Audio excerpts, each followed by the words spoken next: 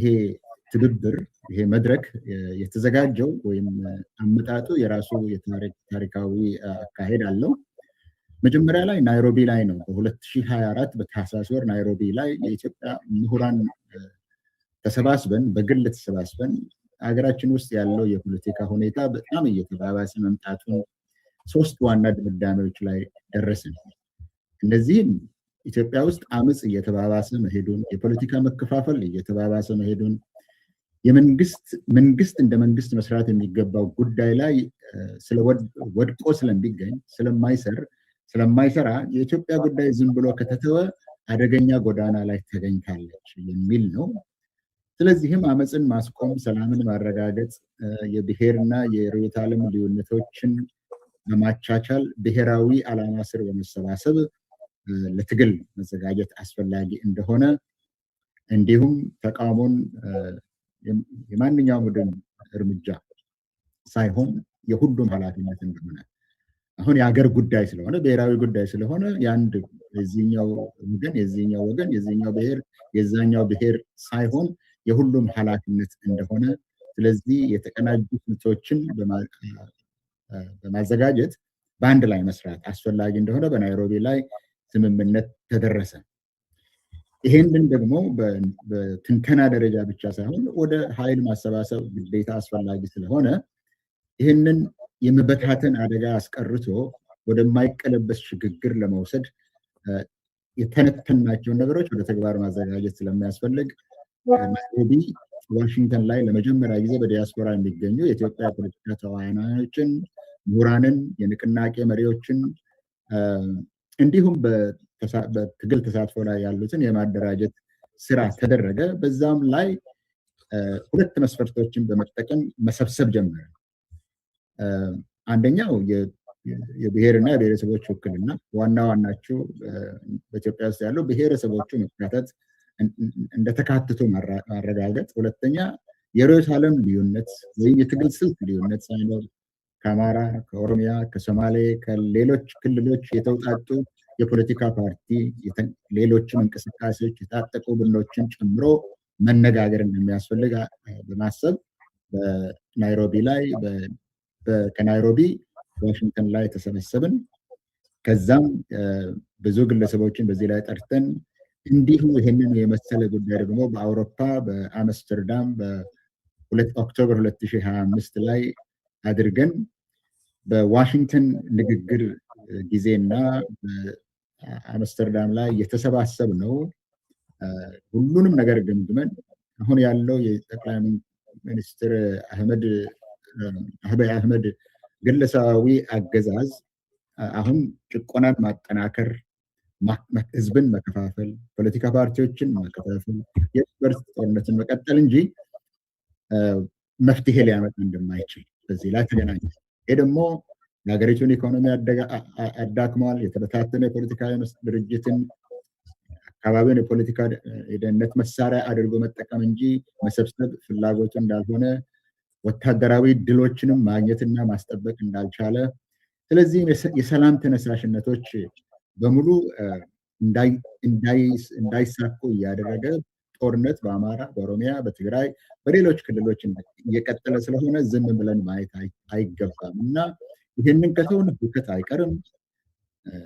ጠመንጃ የያዘ የጦር አበጋዝ በሙሉ ጌታ መሆኑ አይቀርም። የመንግስትም ውድቀት ደግሞ ሁሉንም መጉዳቱ ስለማይቀር እኛ በእነዚህ 2 ጉዳዮች ላይ መገናኘትና መሰባሰብ አለብን እና ይህንን ያደረግናቸውን ግንኙነቶች ወደ ትብብር ቀየር ነው ማለት ነው። ወደ ትብብር ቀየር ነው። ስለዚህ በዚህ ዓላማ ላይ የኢትዮጵያውያን ትብብር ለድል እና ለሽግግር የሚለው በእነዚህ ጉዳይ ላይ ምሁራንን፣ የፖለቲካ ፓርቲ መሪዎችን፣ የትጥቅ ትግል ድርጅት መሪዎችን በውክልና ሰብስበን እንግዲህ ወደ ኢትዮጵያ ውስጥ ማሸነፍ ብቻና ድል ማድረግ ብቻ ሳይሆን ለውጥን ማምጣት ብቻ ሳይሆን ሽግግሩም ራሱ የጸና እንዲሆን ይሄ ሽግግር አሁኑ ደግሞ የተደራረበ ስለሆነ ከእርስ በርስ ጦርነት ወደ ፖለቲካ ስምምነት፣ ከግለሰብ አምባገነንነት ሁሉን አቀፍ ወደሆነ ዴሞክራሲያዊ አስተዳደር፣ ከኢኮኖሚ ውድቀት ወደ ዘላቂ ማገገም፣ ከዲፕሎማሲያዊ መገለል ወደ መልካም ጉርብትናና አዎንታዊ ግንኙነቶች የሚያመጣ ፕሮግራም ለማዘጋጀት እና በሀገር ውስጥ ያሉትን ለመርዳት በዚህ ስያሜ የኢትዮጵያውያን በሚል ነው የተቀናጀ ነው። 30 እስከ 45 የሚሆን ምክር ቤት አለው። እዚህ ላይ የስራ አስፈጻሚ ኮሚቴ አባላቶቹ አሉ። በሰብሳቢነት እኔን ነው የመረጡኝ። በምክትል ሰብሳቢነት አቶ ይልቃል ጌትነት ነው የተመረጠው።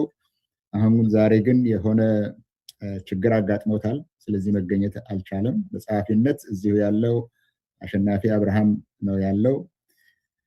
እነዚህን ደግሞ በኮሚቴዎች አደራጅተናል። ኮሚቴዎችን ስለ ሰነድና ስትራቴጂ ላይ አቶ ሳሙኤል ታደሰ፣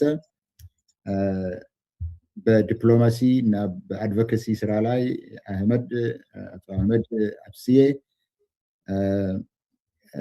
በህዝብ ግንኙነት ላይ እዚህ ያልተገኙ ነገር ግን በሰፊው ስራውን የሚሰሩ ዶክተር መቅደስ፣ በድርጅታዊ አሰራር ላይ በኋላ እናገኘዋለን አቶ አባይ ግደይ አለ። እነዚህ ናቸው ይመስሉኛል። ከዚህ ሌላ የተወኩት የለም እና እነዚህን ለማስተዋወቅ እና የምንሰራውን ነገር በተለየ ቋንቋ ደግሞ ለመናገር በየትም እንደምታገኙን መጀመሪያ ለጥቂት ደቂቃዎች አሸናፊ፣ ቀጥሎ አህመድ እንዲናገር ጋብዤ ቀጥታ ወደ ውይይታችን እንሄዳለን። ስራችን ይሄ ነው፣ አላማችን ይሄ ነው። አሰራራችንን የት እንደምታገኙን ደግሞ እነዚህ ሁለት መሪዎች ይነግሩናል። እሺ፣ እጅግ በጣም አመሰግናለሁ። ታዳሚዎች እንኳን ደህና መጣችሁ። ስላገኘኋችሁ በጣም ደስ ብሎኛል። አይ ሆፕ ድምጼ ይሰማል። ፕሮፌሰር ሕዝቅኤል በደንብ ስለ ታሪካዊ አመጣጡና አጠቃላይ ዓላማ አብራርቷል። ስለ አደረጃጀትና ተቋማዊ ቁመናችን የተወሰነ ነገር ለማለት ፈለኩኛው። እሱም አንስቶታል። መጀመሪያ በአስተባባሪ ኮሚቴ ደረጃ በክሪስታል ሲቲ ከተቋቋምን በኋላ ያ ጊዜያዊ አስተባባሪ ምክር ቤት እንዲደራጅ ብዙ ሰርቷል። ከዛ ቅድም ቁጥሩ የተጠቀሰ እስከ 45 አባላት ያሉት ምክር ቤት ተመስርቶ ያ ምክር ቤት ደግሞ ስራ አስፈጻሚ አደራጀ። ስራ አስፈጻሚው የስራ ክፍፍል ቅድም በተገለጸው አግባብ አድርጎ ይህንን እንግዲህ አገርን፣ ህዝብን የመታደግ ትልቅ ዓላማ በጣም በጽናት እየተሰራ ነው። ብዙ የምንሰራውን ያህል ወደ ሚዲያ ወተን ብዙ አላደረግንም። ምናልባት ወደፊት ያንን እናስተካክላለን ብለን እናስባለን። ዓላማው፣ አጠቃላይ ዓላማው የፖለቲካ ኃይሎች፣ ምሁራን፣ ተቃዋሚ የፖለቲካ አካላትና የማህበረሰብ ተወካዮች ሁሉም በአንድ ዓላማ ስር በተቀናጀ ትግል ይህን ለኢትዮጵያ ህዝብ በጣም ከፍተኛ ስጋት የሆነን ስርዓት ለመገርሰስ ወደ አንድ አስተሳሰብና ወደ ጋራ ግብ እንዲመጡ ማስተባበር ነው። በሁለት መልኩ ነው ሰፊ ዝግጅት እየተደረገ ያለው። ፕሪ አብይ እና ፖስት አብይ በሚል ቅድመ አብይ ስርዓቱ በአጭር ጊዜ ውስጥ የህዝባችን ሰቆቃ ለተጨማሪ ጊዜያት እንዳይቀጥል ማድረግ በሚያስችል መልኩ ስትራቴጂዎችን እየነደፍን ትግሎችን የሚያካሂዱ አካላትን በተለያየ አግባብ ማገዝ፣ መደገፍ ነው።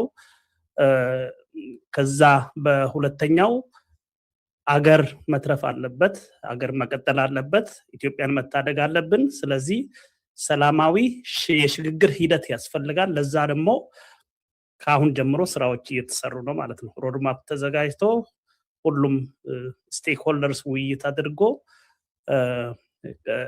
ከስርዓቱ ከአብይ በኋላ ከዚህ አምባገነን የማፊያ ቡድን ስርዓት በኋላ አገር እንዴት ነው መቀጠል የምትችለው የሚለው የህዝቡም ስጋት ስለሆነ ማለት ነው በሰፊው እየተሰራበት ነው። እንግዲህ ሁላችሁም የየራሳችሁ አስተዋጽኦ ይኖራችኋል ብለን እናስባለን። ጊዜ ላለመውሰድ እንግዲህ አጠቃላይ የትግሉ ግብ የኢትዮጵያን ህዝብ የስልጣን ባለቤት ማድረግ ነው። ኢትዮጵያ ህዝብ ስልጣን የለውም በአሁኑ ሰዓት። ስልጣን የጥቂት ማፊያ ቡድን እጅ ስለወደቀ አንዳንድ ሰዎች አንዱ አምባገነን ቢሄድ ሌላው አምባገነን ቢመጣስ የሚልም ስጋት ስላለ አጠቃላይ ግቡ ሁሉም አካላት አምኖ እየሰሩ ያሉት የኢትዮጵያ ህዝብን የሚወስንበት እድል መፍጠር የኢትዮጵያ ህዝብ የስልጣን ባለቤት የሚሆንበትን ሁኔታ ማመቻቸት መሆኑን ሁሉም ሰው ልብ ሊለው ይገባል ለማለት ነው። ካረዘምኩ በጣም ይቅርታ። ታንኪዩ። በጣም እናመሰግናለን አሸናፊ። አሸናፊ የትብብሩ የስራ አስፈጻሚ ኮሚቴ ጸሐፊ ስለሆነ ነው። ሌሎችም አሁን እዚህ ላይ ያሉ ያስተዋወቅ እንደነን ግን ለአንድ ሰው እድል ልስጥና 5 ደቂቃ ባነሰ ጊዜ ውስጥ እሱ ከተናገረ በኋላ ወደ ዋናው ዝግጅታችን እንሄዳለን። ኢንጂነር አህመድ አብስዬ። Thank you very much, Professor Eskel Kabise, and all the people online and all the guests in here. Honorable guests and ladies and gentlemen, it is a great honor to introduce the Foreign Relations and Diplomatic Committee, which I'm in charge as a coordinator. Our committee serves as the international voice of Ethiopian is cooperating for victory and transition, which is called ECVT. Our mission is to build international confidence in our political alternative and to secure political, diplomatic, moral support for peaceful, democratic, and inclusive transition in Ethiopia, because normally it doesn't happen to have very good, peaceful transition. Our work is based on constructive engagement with external parties, influential stakeholders, particularly regional actors in the Horn of Africa and East Africa. We are committed to strengthen cooperation with the governments, international institutes, and in particularly human rights organizations. We will also work closely with Ethiopian diaspora whose knowledge, commitment, influence are essential to achieve the objectives of this organization. The key responsibility of the committee, which is under my coordination, is to ensure that international community to understand the realities on the ground in Ethiopia. We will provide credible and evidence-based information on the humanitarian consequence of the conflict, including civilian suffering, displacement, human rights violation, and the obstacles to humanitarian assistance, as you know, some of the regions like Amara and Tigray region. We will also draw attention to the growing crisis of the youth unemployment and the lack of opportunities that force many young Ethiopians to undertake dangerous journey across the Mediterranean in search of safety. They need to have because their country have a war. They need a safety place and a better future, where far too many tragically lost their lives. ECTV will also work to raise international awareness of the grave abuse committed against Ethiopian and the other African migrants along with the migration route, particularly in Libya. As you know, they are beating children, they are asking money. We will advocate for the accountability for those responsible for kidnapping, torturing, extortion, human trafficking, and killing migrants, including criminal networks that exploit vulnerable people and demand ransom from their families. They ask $12,000, $10,000, something like that. We will call for strong international cooperation to protect migrants, upholding human rights, dismantling trafficking network, and bringing perpetrators to justice. Through diplomacy, advocacy, and accuracy reporting, we will promote gathering international engagement to humanitarian assistance, accountability, and a peaceful political solution. Our objective is to ensure that the voice, aspiration, legitimacy, concern of Ethiopian people are heard, understood, respected by the international community. Together, through principle diplomacy, constructive engagement, and international coordinations, we will help building peaceful, democratic, united, prosperous Ethiopian or full its people. That's the important thing we need to bring all together. Thank you very much. Thank you very much. ይሄም ያው የዲፕሎማሲ እና የፎሬን አድቮኬሲ ስለሆነ በእንግሊዝኛ ቋንቋ ነው። ሌሎችም ብዙ ሰዎች እኔ ራሴን ምን ይሉኛል እናንተ እኮ በኦሮምኛ በአማርኛ በትግርኛ ነው የምታወሩት የምትሉትን አንሰማም ስለሚሉ ለዚህ ነው በአህመድ በእንግሊዝኛ የተናገረው። አሁን እናንተን ሁላችሁንም አመሰግናለሁ። ሌሎቹ አባላታችን በኋላ ይመጣሉ ለመታወቅ ደረጃ። አሁን ቀጥታ ወደ ዋናው ዝግጅት እንሄዳለን። ይህንን በማስተላለፍ ላይ ለምትገኙት ይህን የሪዮት ሚዲያ፣ የኢትዮ ፎረም፣ አንከር፣ ሮሃ ኤንድ ዛራ ሚዲያ በጣም አመሰግናቸዋለሁ። በጽናት ስትሰሩ ነው ኢትዮጵያ ህዝብ የሚያያችሁ የሚያውቃችሁ። አሁንም እየተንጠባጠበ የመጣውን ነገር ሁሉ ችላችሁ ይህንን ለማስተላለፍ ስለመጣችሁ አስቀድሜ የሚዲያ ሰራተኞቹን በቅርብ ስለማውቃችሁ ወዳጆቼ ጓደኞቼ ስለምላችሁ ምን ያህል እንደምትለፉ ምን ያህል እንደምትታገዙ ብዙ ፈተናን እንደምታልፉ አውቄ ነው። ይህንን ስለማውቅ ነው። ከኔ የበለጠ ጸዳለ ታውቀዋለች እዛ ውስጥ ስላለችው ስለሱ ልትናገር ትችላለች። ግን ሳላመሰግናችሁ አላልፍም ደግሜ ደጋግሜ ለማለት ነው። የፓናል ተካፋዮቹንም ምን ያህል እንደማመሰግናቸው አላቅም። እኔንም ልደግም ነው። ጊዜውን እሰጣችኋለሁ፣ ለእናንተ እሰጣለሁ። ግን እጅግ አመሰግናችኋለሁ ለዘመናት ስላደረጋችሁ ተጋድሎ። ይህንን ካልኩ በኋላ ዛሬ ያው የምንናገረው በርዕሱ የተበታተነ ፖለቲካን እንደገና መገንባት ከግጭት በኋላ በኢትዮጵያ ወደ ብሔራዊ ውይይትና ባለ ብዙ እርከን ሽግግር የሚወስዱ መንገዶችን መተለም የሚል ነው ዓላማችን።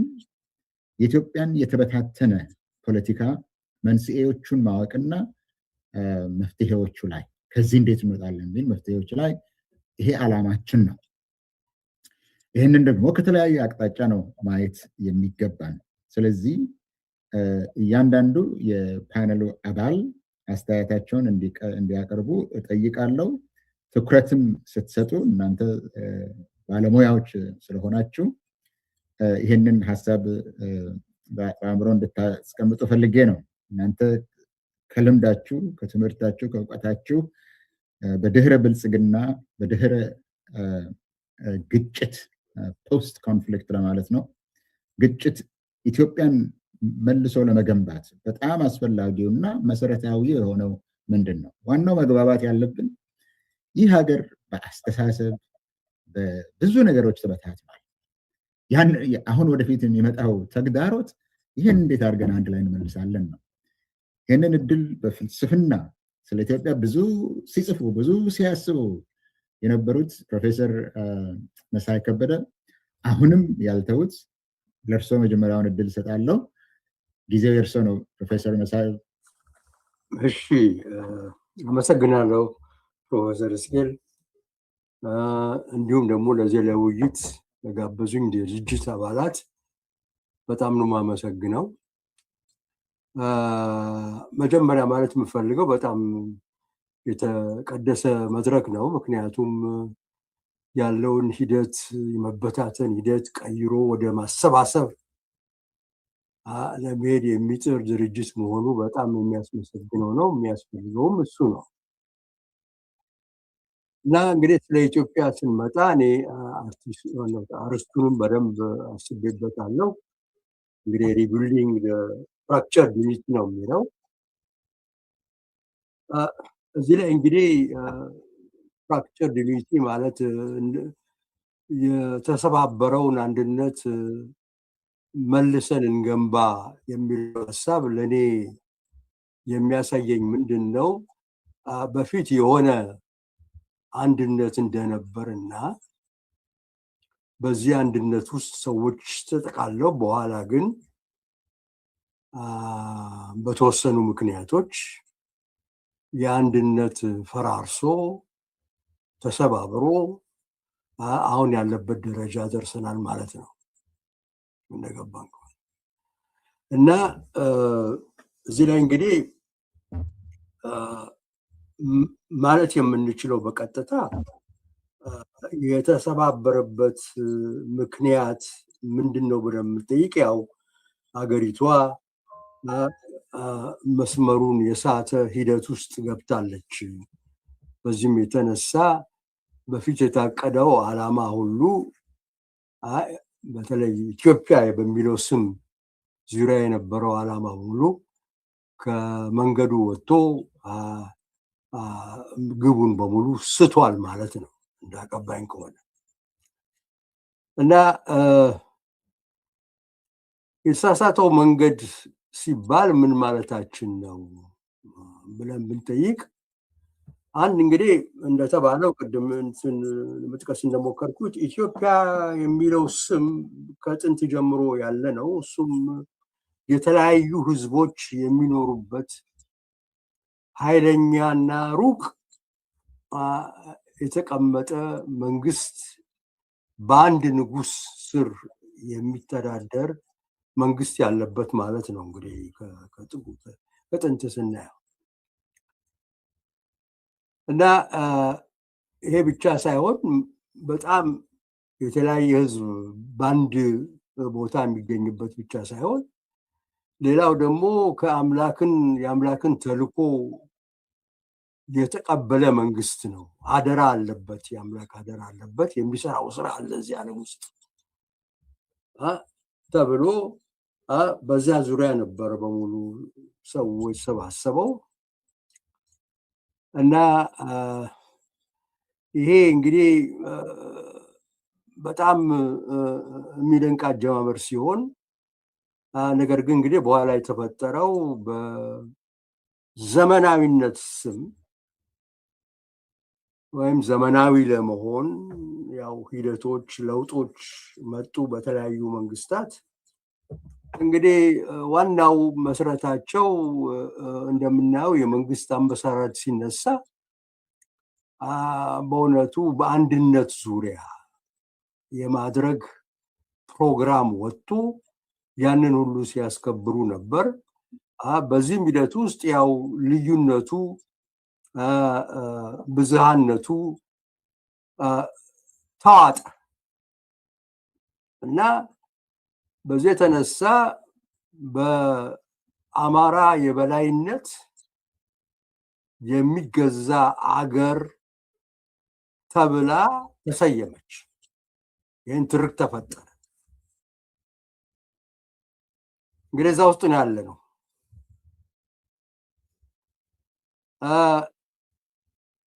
ይህ አመለካከት ወይም ሂደቱ ራሱ እንግዲህ የዘውግ ማንነትን በጣም ከማጠናከሩም በላይ ወደ ብሔር ደረጃ ማለት ዘውግን ወደ ብሔር ደረጃ በማውጣት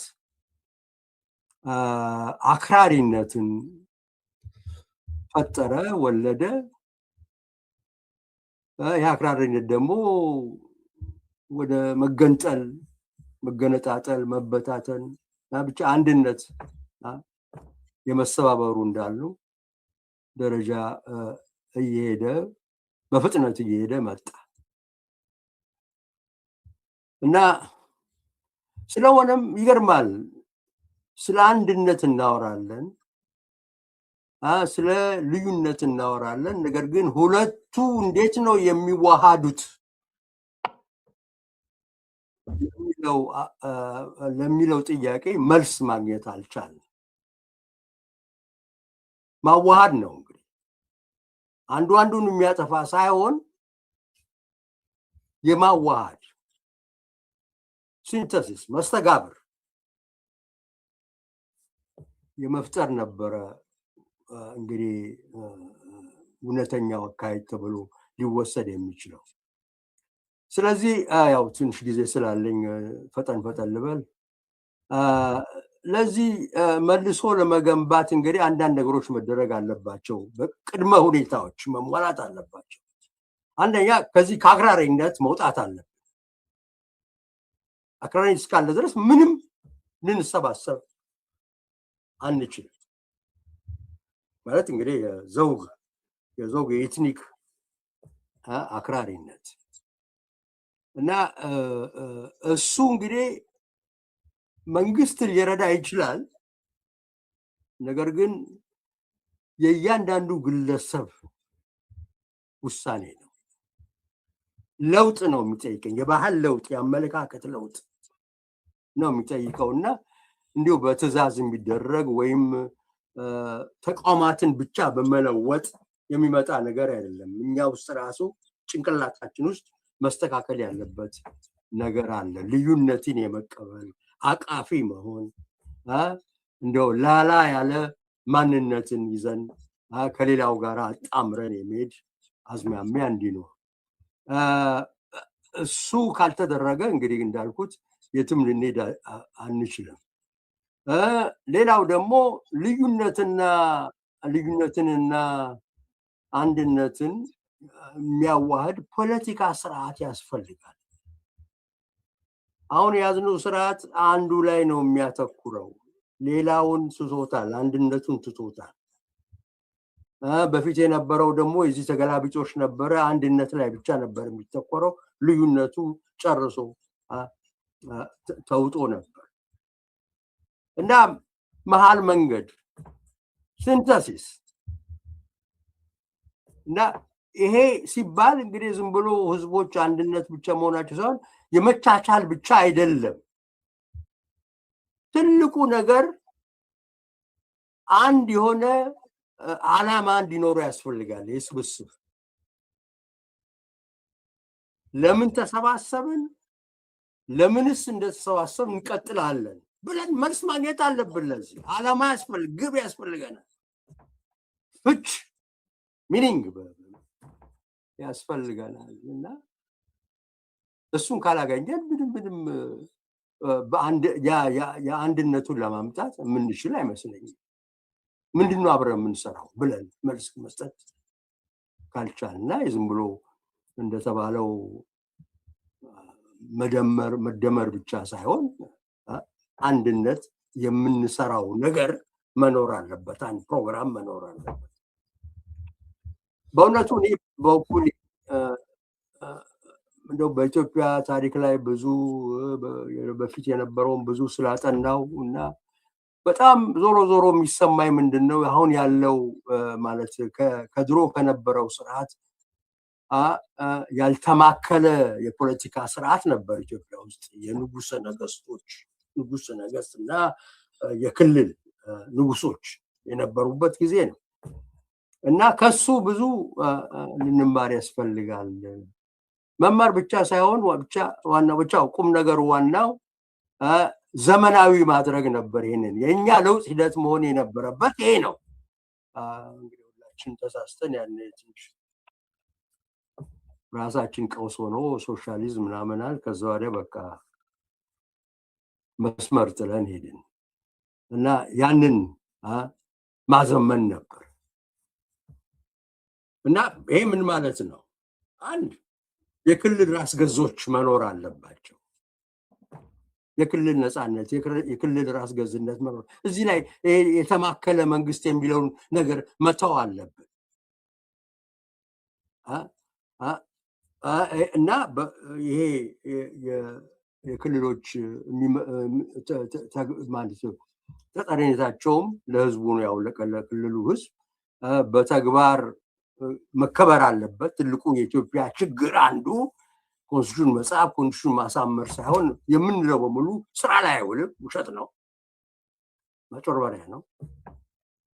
ያው እንደለው በፓርላማ ይወከላል እና እንግዲህ አንድነቱ ላይ የት ላይ ነው ዓላማው የት ላይ ነው ስንል እንግዲህ በፊት የነበረው የኢትዮጵያ እንግዲህ ታሪኳን ስንመለከት ያ ሁሉ የተለያየ ትግራይ፣ ወሎ፣ ጎንደር ምናምን አብሮ ተሰባስቦ የኖረው አንድ ዓላማ ነበረው። እሱም የኦርቶዶክስ ሃይማኖትን ማቆየት፣ መጠበቅ። በተለይ እስልምና እየተስፋፋ ሲመጣ ሁሉ ነገሩ በዛ ውስጥ ብቻ ገብቶ ያው ኢትዮጵያ አይሶሌት አገች። ኢትዮጵያን ሁሉ ነገር ተዘጋ እና በቃ እንትኑ መጠበቅና አደራው ይሄ ነበረ። የአምላክ አደራ እውነቷን ሃይማኖት ጠብቁ የሚል ነበር። እንግዲህ ይሄ ለዘመናዊ አደረጃጀት አይሆንም እና ስለዚህ የዚህ ምትክ ማግኘት አለብን ሁሉን የሚያስማማ እንግዲህ ዋናው ባጭሩ ዝርዝር ውስጥ ሳልገባ ያው አንደኛ ዲሞክራሲያዊ ስርዓት መጅልስ ሁሉን የሚያስማማ ነው። ሁሉ ዲሞክራሲ ይፈልጋል። በዚህ ላይ ደግሞ ያው እድገት ኢኮኖሚ የማህበራዊ እድገት ሁሉም ይፈልጋልና እዚህ ላይ አንድ የሆነ ነገር መቅረጽ አለብን አብረን ተወያይተን የሚለው ነው። ሌላው ደግሞ እኔ እንደዚህ የክልሎች ራስ ገዝነትን ካስቀመጥን ሲስቴሙ ስርዓቱ መቋጫ ያስፈልገዋል እና በፊት ንጉሱ ነበረ የንጉሶች ንጉስ አክቹዋሊ ንጉሰ ነገስት አሁን ግን ያው እኔ ቀደም ብዬ አሁን ካለው ከኮሚሽኑ ጋር አታገናኙኝ ፕሊዝ እና እኔ ዛሬ 20 ዓመት ነው ምናምን በመለስ ጊዜ ነው የጻፍኩት። በእውነቱ አንድ ፕሬዚዳንት ያስፈልጋል ለኢትዮጵያ ማለት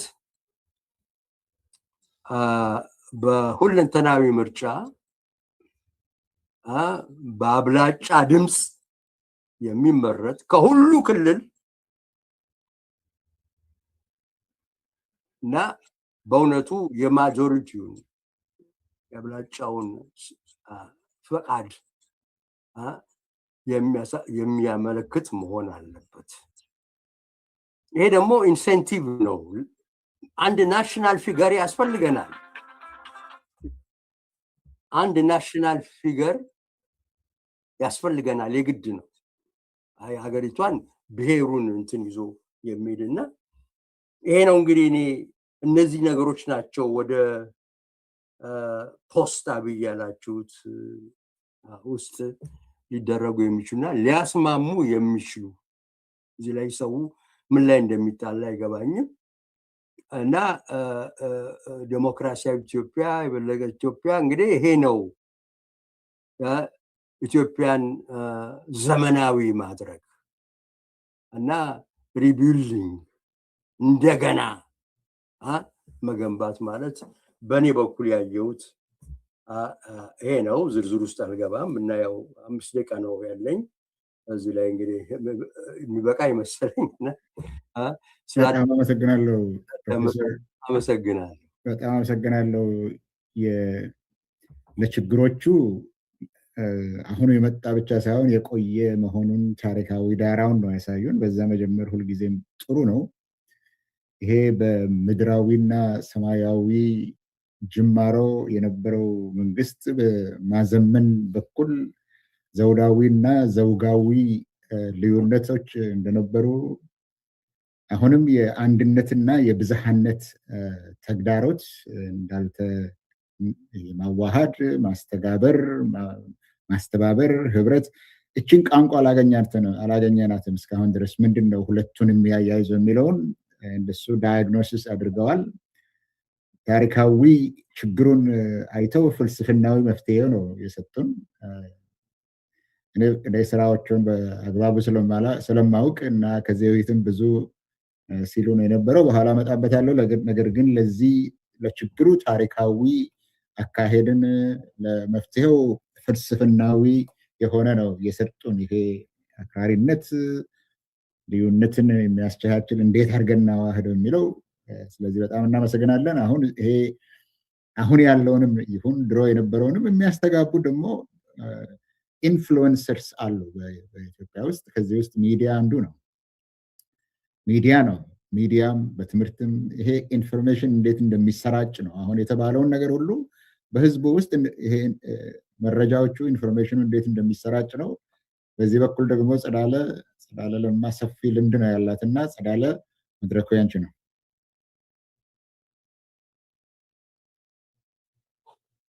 እሺ፣ አመሰግናለሁ እስቄል።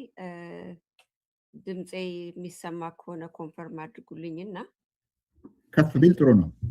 እሺ ሙቀቱ በጣም አስቸግሮናል ዩሮፕ ውስጥና ድካም አለ። አመሰግናለሁ እያልኩኝ ነበረ ሕዝቅኤል ፕሮግራሙን ላዘጋጃችሁት፣ ለህብረቱ ጥምረቱ ትንሽ ቅድም ያስተዋወቃችሁት እና ደግሞ ስለጋበዛችሁን እኔንም እንደ ሚዲያ በሚዲያ ላይ ልምድ እንዳለው ሰው ስለጋበዛችሁኝ አመሰግናለሁ። ሕዝቅኤል ከመጀመሪያ በፊት አንድ ግልጽ ማድረግ የምፈልገው ነገር አለ። ይኸውም ግብዣችሁን ተቀብዬ ስለ ሚዲያ ዳራ ለመናገር ስመጣ እዚህ እንደ ሚዲያ ባለሙያነት ወይም ደግሞ በሚዲያ ላይ ለ25 ዓመት እንደቆየ ሰው በኢህአዴግም ጊዜ ሚዲያው ምን ነበረ የሚለውን ነገር ልምዴን ለማካፈል እንጂ የምሰራበት ወይም ደግሞ የመሰረትኩት ሚዲያ አሁን ኢትዮጵያ ውስጥ የሚሰሩት ልጆች ወክዬ አይደለም። ዲስክሌመር ለማድረግ ነው።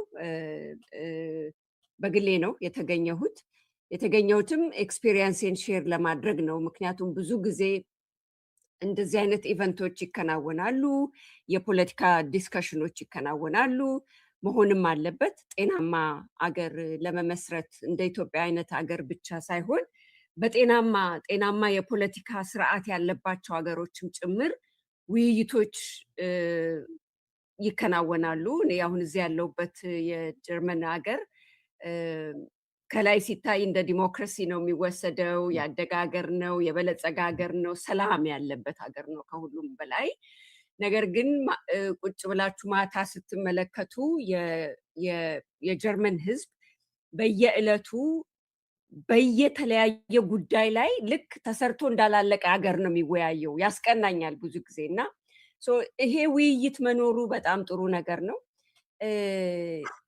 ብዙ ጊዜ የምታዘባቸው ነገሮችን ደግሞ ለመናገር እንዲህ አይነት ውይይት ሲዘጋጅ ኢትዮጵያ ውስጥም ይሁን ከውጭም ይሁን የሚዲያ ሚና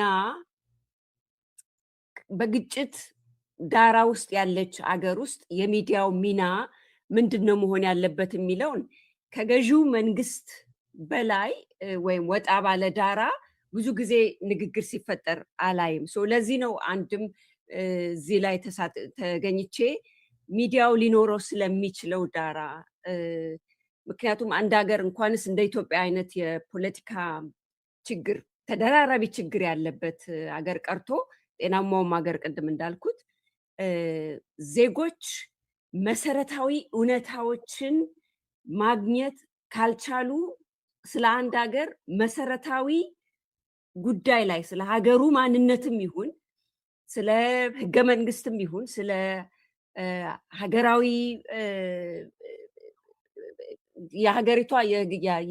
የሀገሪቷ የመንግስት አይነትም ይሁን እርቅ ቢባል ስለ ተቋማትን መልሶ መገንባት ቢባል እውነተኛ መረጃ ያላገኘ ህብረተሰብ ያለበት ሀገር ውስጥ አንድ አይነት መስማማት ላይ መድረስ ከባድ ነው። ብዙ ጊዜ ስመለከት እንዲህ አይነት ኢቨንቶች ሚዲያውን በተለይ ደግሞ ነፃ ሚዲያ፣ ምክንያቱም እኔ የመሰረትኩትም ነፃ ሚዲያ ነው፣ ስሰራበት የነበረውም ነፃ ሚዲያ ነው። የነፃ ሚዲያ ሚና ለእንዲህ አይነት ዳራዎች ምንድን ነው የሚለውን ነገር በጥንቃቄ ስለማቀው በማህበርም ይሁን በድርጅትም ይሁን በፖለቲካ ድርጅትም ይሁን በትጥቅም ይሁን በማንኛውም አንዲት አገር ውስጥ ብዙ የሀሳብ ፍጭት ያለበት የትጥቅ ግጭት ያለበት ተሰርቶ ያላለቀ ሀገር ሁሌም መታወስ ያለበት ነገር የነፃ ሚዲያ ሚና ህዝብን ከህዝብ ጋር ለማገናኘት መሰረታዊ እውነታዎች ላይ መስማማት ላይ ለመድረስ ሊኖረው ስለሚችለው ሚና ከማንም መጥፋት የለበትም። ይሄንን መናገር ፈልጌ ነው እዚህ ፓነል ላይ። ምክንያቱም ፊሎሶፈሮች አሉ እንደነ መሳይ ከበደ፣ ፖለቲከኞች አሉ፣ ሕዝቅኤል አንተም አለ። ብዙ ጊዜ የኔም ፖድካስት ላይ እንግዳ ነበር። ስለ ፖለቲካ እናወራለን። ከዛ ይልቅ ስለ ሚዲያው ሚና ለመናገር ነው። ይሄን ለመናገር የተወሰነ ዳራዎችን እንግዲህ 5 ደቂቃ ተሰጥቷል። የኢትዮጵያ ሚዲያ ዳራ እኔ አትሊስት እኔ ከገባሁበት ጊዜ ጀምሮ ወደኋላ ማየት ይቻላል። ነገር ግን እኔ በአክቲቭ እንደ ሚዲያ ተሳታፊ እንደ ሚዲያ ባለሙያ ተሳታፊ ከሆንኩበት ጊዜ ጀምሮ ኦልሞስት 25 ዓመት ከኢህአዴግ ጊዜ ጀምሮ ያለው የሚዲያ ዳራ እንዴት ነው ነፃ ሚዲያ ስለ አንድ ሀገር ግንባታ የራሱን አስተዋጽኦ ማድረግ ያቃተው በኢትዮጵያ ዳራ ውስጥ ስንመለከት እንደኔ ግምት እንደኔ ድምዳሜ የነፃ ሚዲያ መኖር ለሀገሪቷ ለሀገር ግንባታ ለሀገረ መንግስት ግንባታ ለጤናማ የፖለቲካ አስተሳሰብና የፖለቲካ ኦርደር መኖር ሚና አለው። ግን በኢትዮጵያ ያለው የሚዲያ ዳራ ተገቢውን አስተዋጽኦ አድርጓል ብዬ አልገምትም። ይሄም ደግሞ በራሱ የሚዲያ ውድቀት ብቻ አይደለም። ሚዲያው ራሱ ኦፕሬት የሚያደርግበት ሚዲያው ራሱ የሚንቀሳቀስበት ዳራ በጣም ትልቅ ተጽዕኖ የነበረው ነው። አሁን ባለው የብልጽግና መንግስት ባለው የሚዲያ ዳራና በኢህአዴግ ጊዜ የነበሩ የሚዲያ የነፃ ሚዲያ ዳራ ለሀገረ መንግስት ግንባታ ሊኖራቸው ስለሚችለው አስተዋጽኦ ስንናገር በኢህአዴግ ጊዜ ከኢህአዴግ ጋራ በጣም ብዙ ስንጨቃጨቅ እንደ ነፃ ሚዲያ በጣም ብዙ ስንጨቃጨቅ ስንፋተግ ጋዜጠኞች ሲታሰሩ ሚዲያ ሲዘጋ የነበረው ትልቁ ቻሌንጅ ዳራው መንግስታዊ የሆነ የነፃ ሚዲያ የራሱን አስተዋጽኦ እንዳያደርግ መንግስታዊ የሆነ ወይም ደግሞ ከላይ ወደ ታች የወረደና በራሱ ተጽዕኖ ስር ማሳደር የሚፈልግ አይነት መንግስታዊ አሰራር ስለነበረ የነፃ ሚዲያ ዳራው ያን ያክል አድጎ በልጽጎ ለሀገር ግንባታ አስተዋጽኦን ማድረግ ያልቻለበት ትልቅ ፈተና የነበረበት ወቅት ነው። ከኢህአዴግ ጊዜ ወጥተን ደግሞ አሁን የብልጽግና መንግስት ከመጣ በኋላ በተለይ ደግሞ የዛሬ 8 ዓመት ጀምሮ ማለት ነው አገሪቷም በብዙ ግጭቶች ውስጥ ስታልፍ ሚዲያው በኢህአዴግ ጊዜ እንደነበረው ተጠቂ ሳይሆን ይሄ የምለው የነፃን ሚዲያ ጭምር ነው ለመናገር የሚፈልገው ተጠቂ ብቻ ሳይሆን የግጭቶች ራሱ ተዋናይም ሆኖ የወጣበት አካሄዶችን ነው ያየ ነው። በተለይ ደግሞ በትግራይ ካዥዋሊ የትግራይ ጦርነት እየተባለ በሚጠራው በትግራይ በአማራና በአፋር ክልል የነበረው አውዳሚ ጦርነት ላይ ሚዲያው የነበረው ሚና እንደ በፊቱ በኢህአዴግ ጊዜ ከመንግስት ጋራ ለራሱ ሰርቫይቫል የሚታገል ሳይሆን ይህንን የምለው ትላልቅም ነፃ ሚዲያ ተብለው የተወሰዱትንም ጭምር የነበራቸውን ሚና ከግንዛቤ በማስገባት ነው። ራሱ የሀገር የግጭት አስተዋጽኦ የራሱን ሚና የተጫወተ የሚዲያ ዳራ ነው ያለው በአሁኑ ሰዓት። ያ ብቻ ሳይሆን በፕሮስፔሪቲ ፓርቲ ለመጀመሪያ ጊዜ ለምሳሌ የኢንፎርሜሽን አቬይላቢሊቲ ኢንፎርሜሽን ወይም መረጃ ለህዝብ የሚደርስበትን መልኩ ራዲካሊ ነው የቀየረው። ያ ራዲካሊ በኢህአዴግ ጊዜ ለምሳሌ የመንግስት ገቨርንመንት ኮሚኒኬሽን አፌርስ ጽህፈት ቤት የሚባል ነበር። የመንግስትን መረጃ ለኢትዮጵያ ህዝብ የሚያደርስ መንግስት የፈለገውን መረጃ ማለት ነው። የመንግስትና መንግስት የፈለገውን መረጃ የፕሮስፔሪቲ ፓርቲ ሲመጣ ግን መጀመሪያ ከፈረሱት ሀገራዊ ኢንስቲትዩሽኖች ውስጥ አንዱ እሱ ነው። ያ ራሱን የቻለ ዳራ ራሱን የቻለ ፈተና ይዞ ነው የመጣው። ለኢንፎርሜሽን ለህዝብ የሚደርሱ መረጃዎችን በተለይ በሚመለከት ማለት ነው። ይህንን ጊዜ እኔ ብዙ ጊዜ ሪፈር የማደርገው ዲሴንትራላይዜሽን ኦፍ ኢንፎርሜሽን የሚል ነው። ይሄ እንደዛ ሲሆን የራሱ አስተዋጽኦ የራሱ ኔጌቲቭ ኢምፓክቶች አሉት። ያ ምንድነው? እሱ ህዝብ መረጃ የማግኛ ዳራዎቹ በጣም እየበዙ ነው የመጡት።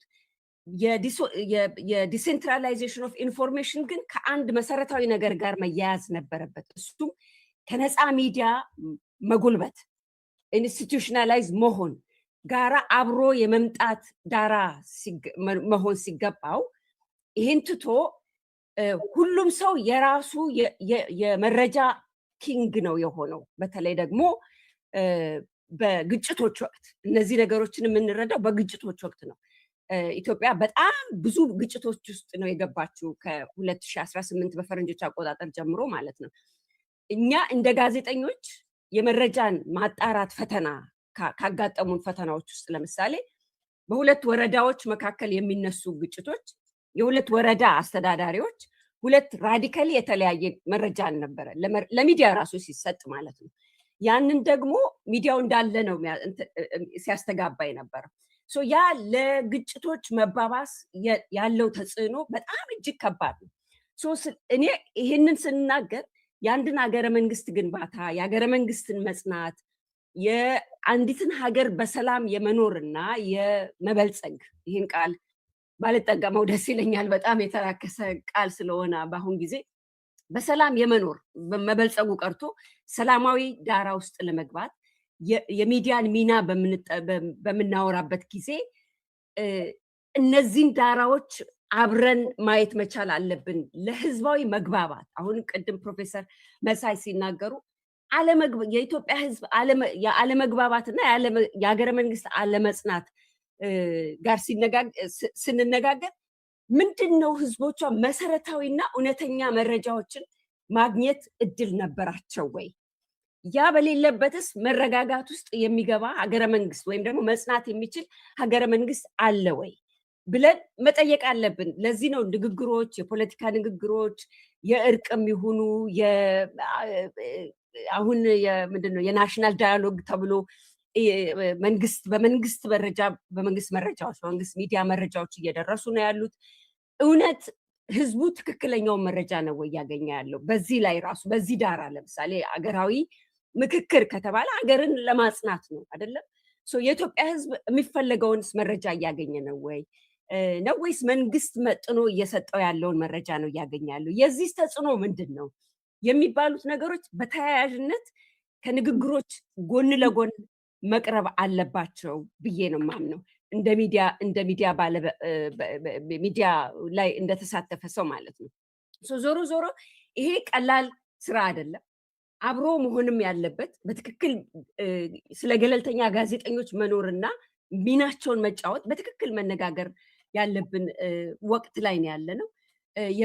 በይነ መረብ ትልቅ ሚና ከዚህም ዳራ ወተን ደግሞ ከመንግስትና ከህዝብ ዳራ ወተን ስንመለከት የበይነ መረብ ኢንፎርሜሽን መዳረስ፣ የዩቲዩቦች መብዛት፣ እነዚህ ነገሮች ምንድነው ስለ ደህንነት፣ ስለ ሀገር ስጋት፣ ስለ ግጭት ሊያደርጉ የሚችሉት ተጽዕኖ ምንድን ነው የሚለውንም ነገር እኳሊ መነጋገር መቻል አለብን።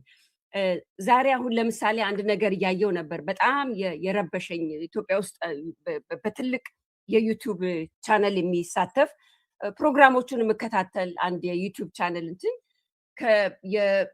የዲፌንስ ፎርስ አባል ነኝ ከሚል ሰው ጋራ ወጥቶ እሰጥ አገባ አይነት የዩቲዩብ ፕሮግራም ተሳትፎ በትልቁ ደረጃ ወጥተው ይሄንን ነገር እያወገዙ ያሉት ራሳቸው የመንግስትን የሚዲያ አካሄድ የሚደግፉ ሰዎች ናቸው።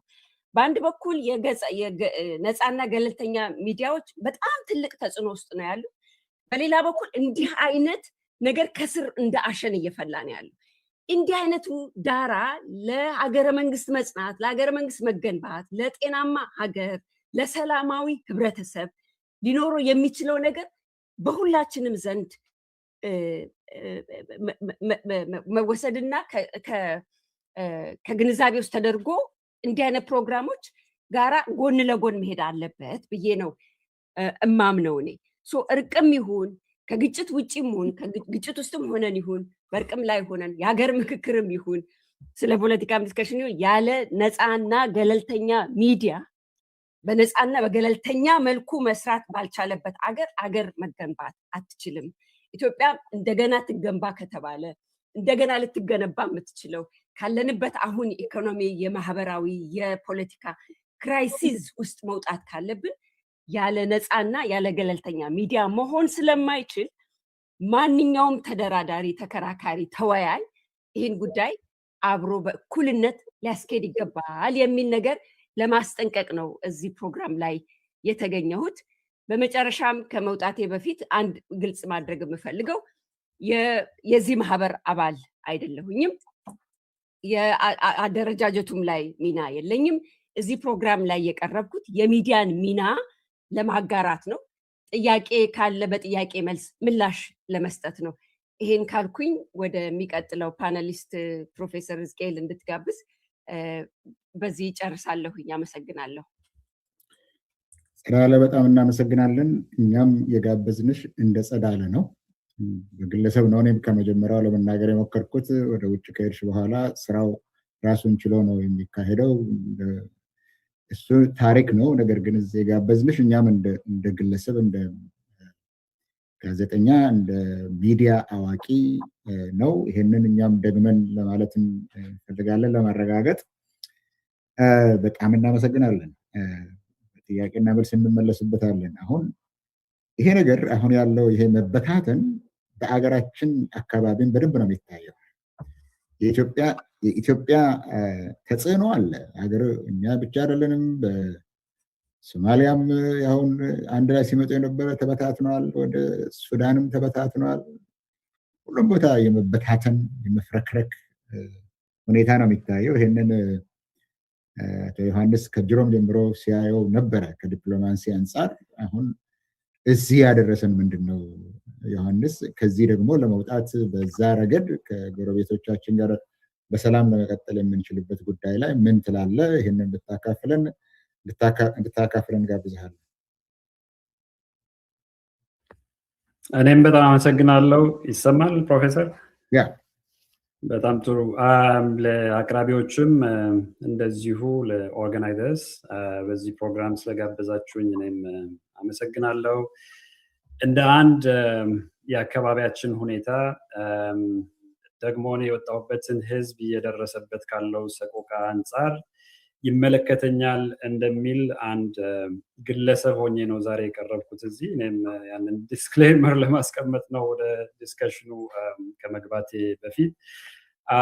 ከዛ በኋላ ራሴን ሊሚት አደርጋለሁ ወደ ዓለም አቀፍ ግንኙነትና ዲፕሎማሲ። አሁን የተነሳውን ነገር ኢትዮጵያ ያለችበትን ሁኔታ አሁን እንዳነሳኸው የሆርን ኦፍ አፍሪካ ሪጅን ከዛም ቀጠል ብሎ ቀይ ባህርም የያዘ አለው።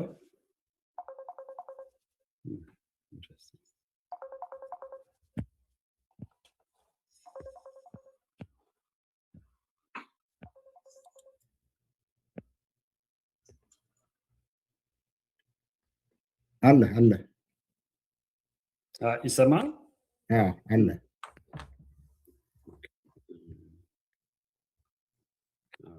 Sorry about that. All right. Okay. እና አካባቢያችን ያለው ሆርን ኦፍ አፍሪካ የቀይ ባህር አካባቢም የእኛን አካባቢ አልፎ ሌላውም ዓለም የመረበሽ ቴንደንሲም ስላለው ኢትዮጵያ አሁን ካለችበት ቅርቃር ወጥታ የተሻለ እውቅና ያላት የተሻለ ስራ ልትሰራ የምትችል ሀገር እንድትሆን ለወደፊቱ ምንድነው መደረግ ያለበት ፖስት ኮንፍሊክት የተባለው እነሱ ላይ መሰረት አድርጌ የተወሰኑ ነገሮችን ላንሳ። የመጀመሪያው ብዙ ጊዜ በዓለም አቀፍ ግንኙነት እና በዲፕሎማሲ አካባቢ ያሉ ሰዎች በብዛት የሚያነሱት ምንድነው አንድ ሀገር በውጭ የሚኖራት ቅቡልነት፣ በውጭ የሚኖራት እይታ በዋናው የሚመነጨው ሀገር ውስጥ ባለው ሁኔታ ነው። ሀገር ውስጥ ያለው ሁኔታ ስንል ደግሞ ሀገር ውስጥ ያለው መሪ ወይም ደግሞ ሀገር ውስጥ ያለው ፓርቲ የፖለቲካ ሁኔታ ያለውን ቅቡልነት፣ ያለውን እምነት ስንል ደግሞ በህብረተሰቡ ማለት ነው። ህብረተሰቡ ያለው አገዛዝ ላይ ያለው ስርዓት ላይ ያለው መንግስት ላይ ቅቡልነት ሲኖረው የሀገር ውስጡን ስራ አጣጥሞ መስራት ሲችል ከውጭ ያለው ቅቡልነት ደግሞ በዛ ልክ ያደገ በዛ ልክ የተመቻቸ ይሆናል ማለት ነው። ኢትዮጵያን አሁን ስናይ እኔ የመጣሁበት የትግራይ ክልል ኢትዮጵያ ውስጥ ምንም አይነት ተሳትፎ የለውም። እንደምታውቁት በሃውስ ኦፍ ፌዴሬሽን የለም፣ በፓርላሜንት የለም፣ በኤግዜኪቲቭ ቦዲ ውስጥ የለም። ፋይናንስ ወደ ትግራይ መሄድ ካቋረጠ ስንት ጊዜ ሆኗል? በግልጽ ቋንቋ ለማስቀመጥ ከኢትዮጵያ ከሚባለው ሀገር ከወጣ ትግራይ ቆይቷል። ኦልሞስት ላለፉት 8-7 ዓመታት እዛ አሶሲዬሽን ውስጥ እዛ ፌዴሬሽን ውስጥ እዛ ሀገራዊ ሁኔታ ውስጥ የለም ትግራይ ማለት ነው። አንዱን ቅቡልነት እንግዲህ ቢያንስ ከትግራይ አካባቢ ከተነሳ የቅቡልነት የለውም የመንግስት አዲስ አበባ ውስጥ ያለው ኢትዮጵያ ውስጥ ያለው ትግራይ ብቻ ሳይሆን ግን አማራም ከተወሰደ አሁን አብዛኛው የአማራ ክልል ግጭት ውስጥ ነው ያለው፣ ጦርነት ውስጥ ነው ያለው ከባለፈው 3 ዓመት ተኩል። ኦሮሚያ ለባለፉት 6-7 ዓመታት በዚህ ሁኔታ ነው ያለው። በተለያየ የኢትዮጵያ ክፍል የሶማሌ የተወሰነው ክፍልም ጨምሮ እንደዚሁ ወጥቶ የተጋነንም ባይሆን ጦርነቱ አለ። ሁሌም ግጭት አለ፣ ሁሌም የህዝብ እልቂት አለ፣ ሁሌም ሞት አለ፣ ሁሌም የምንሰማው ሰቆቃ ነው። ይህንን ምን ፈጠረ? ኢትዮጵያ ውስጥ ያለው መንግስት ሀገር ውስጥ ተአማኒነትና ቅቡልነት እንዳይኖረው አድርገዋል ማለት ነው። ይህ መንግስት ደግሞ ቅቡልነት ከሌለው ሀገር ውስጥ ቅቡልነት የሌለው ስርዓት በውጭ ሀገር ወይም ደግሞ በዲፕሎማሲው ማህበረሰብ ቅቡልነት ሊኖረው አይችልም። ስለዚህ ፖስት ኮንፍሊክት ከሚሰሩ ትልቁ ነገር አንዱ መሆን ያለበት ምንድን ነው? ይህንን የቅቡልነት ክራይሲስ መስተካከል መቻል አለበት ማለት ነው። ያንን ለማስተካከል ደግሞ ታማኒነት ያለው ሁሉንም ያቀፈ ስርዓት ወይም ደግሞ የፖለቲካ ሂደት ኢትዮጵያ ውስጥ መኖር መቻል አለበት ማለት ነው። አሁን የተጀመረው ይሄ ኮalition በሀገር ውስጥም የተጀመሩ እንቅስቃሴዎች አሉ። እርግጠኛ ነኝ እናንተም የምታውቁት የትግራይም አካላት ከትግራይ ውጭ ያሉት የታጠቁትም ያልታጠቁትም ኃይሎች አንድ ላይ እያሰባሰበ ሁሉንም ለማጥፋት የተነሳ ስርዓት ስላለ ኢትዮጵያ ውስጥ ያንን ስርዓት አንድ በአንድ ከማጥፋቱ በፊት እኛ ራሳችንን መከላከል አለብን የሚል መነሻ የያዘ እንቅስቃሴ አለ። ኮaliሽን ሀገር ውስጥ ከውጭ ደግሞ ኮaliሽን አለ። አሁን ይህንን ኮaliሽን ካሁኑ ጀምሮ ዲቫይስ ማድረግ ያለበት ስራ መስራት ያለበት ምንድን ነው? ወደ ዓለም አቀፍ ግንኙነትና ዲፕሎማሲ ስንመጣ ቅቡልነት እንዲኖረው ተአማኒ የሆነ ስርዓት ኢትዮጵያ ውስጥ እንዲዘረጋ ሁሉንም ያቀፈ ስርዓት ኢንትሮዲውስ ማድረግ መቻል አለበት ማለት ነው። የመጀመሪያው ቻሌንጅ ሊኖረን የሚችለው ልናስተካክለውም የሚገባን ነገር ይሄ ነው ማለት ነው። ሌላው የክሬዲቢሊቲ የሚባለው በእንግሊዝኛ ነው። አሁን በዲፕሎማሲው ክሬዲቢሊቲ ምን ያህል ክሬዲቢሊቲ አለው የሚል ነው። መጀመሪያ ይህንንም የሚጀምረው ከማህበረሰቡ ቅድም ጸዳለ ስታነሳ ነበረ። ሚዲያ ኢትዮጵያ ውስጥ የነበረው ሚዲያ በተለይ ደግሞ ጦርነት በሚኖርበት ጊዜ አንድ አካባቢ ያለ ህዝብ ሲጨፈጨፍ አጋፋሪ ሆኖ አሟሟቂ ሆኖ አባባሽ ሆኖ ነበር የሚቀርበው።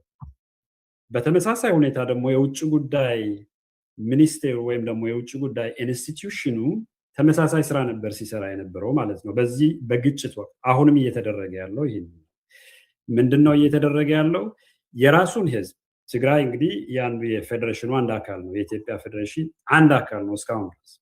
ያንን ህዝብ በማስ እየተጨፈጨፈ እያለ ምንም ነገር እንዳልተደረገ ይልቁንም ከዛ አካባቢ ችግር ወደ ኢትዮጵያ እየመጣ እንደሆነ ነበረ ለዓለም አቀፍ ማህበረሰቡ ሲያስተዋውቅ የነበረው ማለት ነው። ይሄ ከውስጥ ያለውን ክሬዲቢሊቲ በእጅጉን ይጎዳዋል። ውስጥ ያለው ክሬዲቢሊቲ ከጠፋ ደግሞ ቅድም እንዳልኩት ውጭ ያለውም ክሬዲቢሊቲ በዛ ልክ ነው። ለህብረተሰቡ ለራሱ ሰው ያልሆነ ዲፕሎማሲ፣ ለራሱ ህዝብ ያልሆነ የውጭ ግንኙነት ለጎረቤትም ከጎረቤት ራቅ ብሎ ላለም አካል ሊሆን አይችልም፣ ሊጠቅምም አይችልም። ስለዚህ ክሬዲቢሊቲው በዛ እየወረደ ይሄዳል ማለት ነው። የእንደዚህ አይነት ስብስብ ፖስት ኮንፍሊክት የሚመጣው ስብስብ አንዱ ቻሌንጅ ሊያጋጥመው የሚችለው ይሄ ነው። ከአሁኑ ጀምሮ ደግሞ መፍትሄ መንገዶችንም እያዘጋጀ እንዲሄድ ደግሞ ግን ኦፖርቹኒቲው አለ ማለት ነው፣ እድሉ አለ። ኢትዮጵያን ሪቢልድ ልትደረግ ከሆነች አሁን ከምንፈራው የእርስ በርስ መተላለቅ ልትወጣ ከሆነች ከአሁኑ ጀምረን እንደዚህ አይነት ክሬዲቢሊቲ እየሰራንባቸው መምጣት መቻል አለብን ማለት ነው። ሌላው የጣልቃ ገብነት ሁኔታ ነው። በዓለም አቀፍ ግንኙነትና ዲፕሎማሲ ስናነሳ የጣልቃ ገብነት ሁኔታ በጣም ትልቅ አጀንዳ ነው። ትልቅ አጀንዳ የሚሆነው ለምንድን ነው? አገር ውስጥ ያለውን ማህበረሰብ የሚያነሳው አጀንዳ ሳይሆን ሌላው ጣልቃ የገባውን አካል የሚያነሳቸውን አጀንዳዎች ወይም ደግሞ ጥቅሞችን ማራመጃ ስለሚሆን ማለት ነው። ሀገር አሁን ኢትዮጵያ አሁን ያለችው ኢትዮጵያ ለዚህ በጣም ጥሩ ምሳሌ ነች። የኢትዮጵያ ፎሬን ፖሊሲ፣ የኢትዮጵያ ኢኮኖሚክ ፖሊሲ፣ የኢትዮጵያ ፖለቲካል ፖሊሲ አዲስ አበባ ውስጥ ዲቫይስ የሚደረግ አይደለም በእኔ እምነት። እነዚህ ፖሊሲዎች የሚፈበረኩት በአቡዳቢ ከዛው ቀጥሎ ደግሞ በአይኤምኤፍ እና በወርልድ ባንክ ቢሮዎች ውስጥ ነው። እንደዚህ በሚሆንበት ጊዜ የኢትዮጵያው ስርዓተ መንግስቱ ወይም ደግሞ የፖለቲካል ስርዓቱ የኢትዮጵያውያንን ከንሰርን የኢትዮጵያውያንን ጥያቄ ሳይሆን ለመመለስ የሚጣጣረው ወይም ደግሞ ችግርም ካለ ችግር ለመፍታት የሚጥረው እነዚህ ጣልቃ የገቡትን አካላት የሚሰጡትን አጀንዳ መፍታት ላይ ያተኩራል ማለት ነው። ኢፌክቲቭሊ አሁን እያየን ያለ ነው። ለዛ ነው ኤሚሬትስ አካባቢያችን ላይ በሱዳን መሬት ትፈልጋለች፣ በሶማሊያ መሬት ትፈልጋለች፣ ኤርትራ አካባቢ መሬት ትፈልጋለች፣ ኤክስፓንሽን ይፈልጋሉ፣ እዛ አካባቢ ዶሚናንስ እንዲኖራቸው ይፈልጋሉ። የነዛን ተልዕኮ ይዘው የነዛን አጀንዳ ይዘው ኢትዮጵያ ውስጥ ካምፕ እስከ መክፈት ተደርሷል። ኢትዮጵያ ውስጥ ማሰልጠኛ እስከ መክፈት ተደርሷል። ስልጠና እስከ መስጠት፣ ፋይናንስም የሎጂስቲክም ድጋፍ እስከ ማድረግ ተደርሷል ማለት ነው ኢትዮጵያ ውስጥ ለጎረቤት ሀገር። በተመሳሳይ መልኩ ደግሞ የፋይናንሻል ኢንስቲትዩሽኖችን ካየን የዓለም አቀፍ የዓለም ገንዘብ ድርጅትም የዓለም ባንክም እነዛን የሚሰጧቸውን አጀንዳዎች ናቸው ኢኮኖሚውን ዶሚናንት አድርገው ያሉት ኢትዮጵያ ውስጥ። ለዛ ነው አሁን ሲነሳ ኢንፍሌሽን የሚባለው ነገር ሲመጣ ችግር የሚሆነው ማለት ነው። ኢትዮጵያ ውስጥ የተሰራ አጀንዳ ሳይሆን ከሌላ የመጣውን አጀንዳ ስላለ። ስለዚህ ልክ እንደዚህ ፖስት ኮንፍሊክት ላይ ደግሞ ችግሮች ይኖራሉ። ፋይናንስ ይፈለጋል። አገሪቱ ሪኮንስትራክት መደረግ አለባት።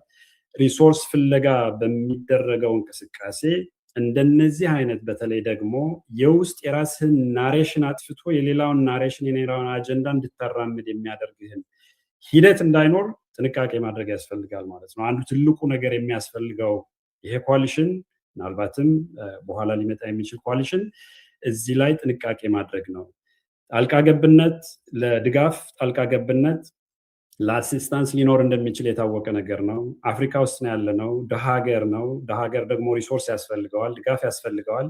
ያንን ድጋፍ ግን ሊሚት ያለው ውስንነት ያለው መሆን መቻል አለበት። ቱ ዘ ኤክስተንት የራስህን ፖሊሲ፣ የራስህን አጀንዳ፣ የራስህን ናሬሽን እስከሚያጠፋ ድረስ የሚሄድ ከሆነ ግን ሁሉንም ነገር ይተውና የሌላውን አጀንዳ አራማጅ ትሆናለህ ማለት ነው። ልክ መጫወቻ አይነት ነገር እንደሚሆነው ስለሚሆን፣ ስለዚህ ትልቁ ነገር አንዱ መጠንቀቅ ያለበት እንደዚህ አይነት ኮaliሽን ፖስት ኮንፍሊክት በሚመጡት ላይ ኢትዮጵያ ሪቢል ሲደረግ የውጭ ጣልቃ ገብነት ሁኔታን ነው ማለት ነው።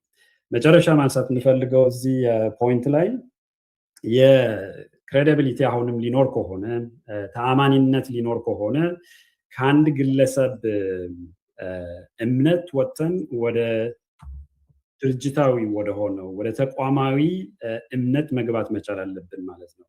አሁንም ሁላችንም እንደምናውቀው ኢትዮጵያ ውስጥ ለስሙ ቢሮዎች አሉ፣ ለስሙ ኮሚሽንስ አሉ፣ ለስሙ ሚኒስትሪ መስሪያ ቤቶች አሉ።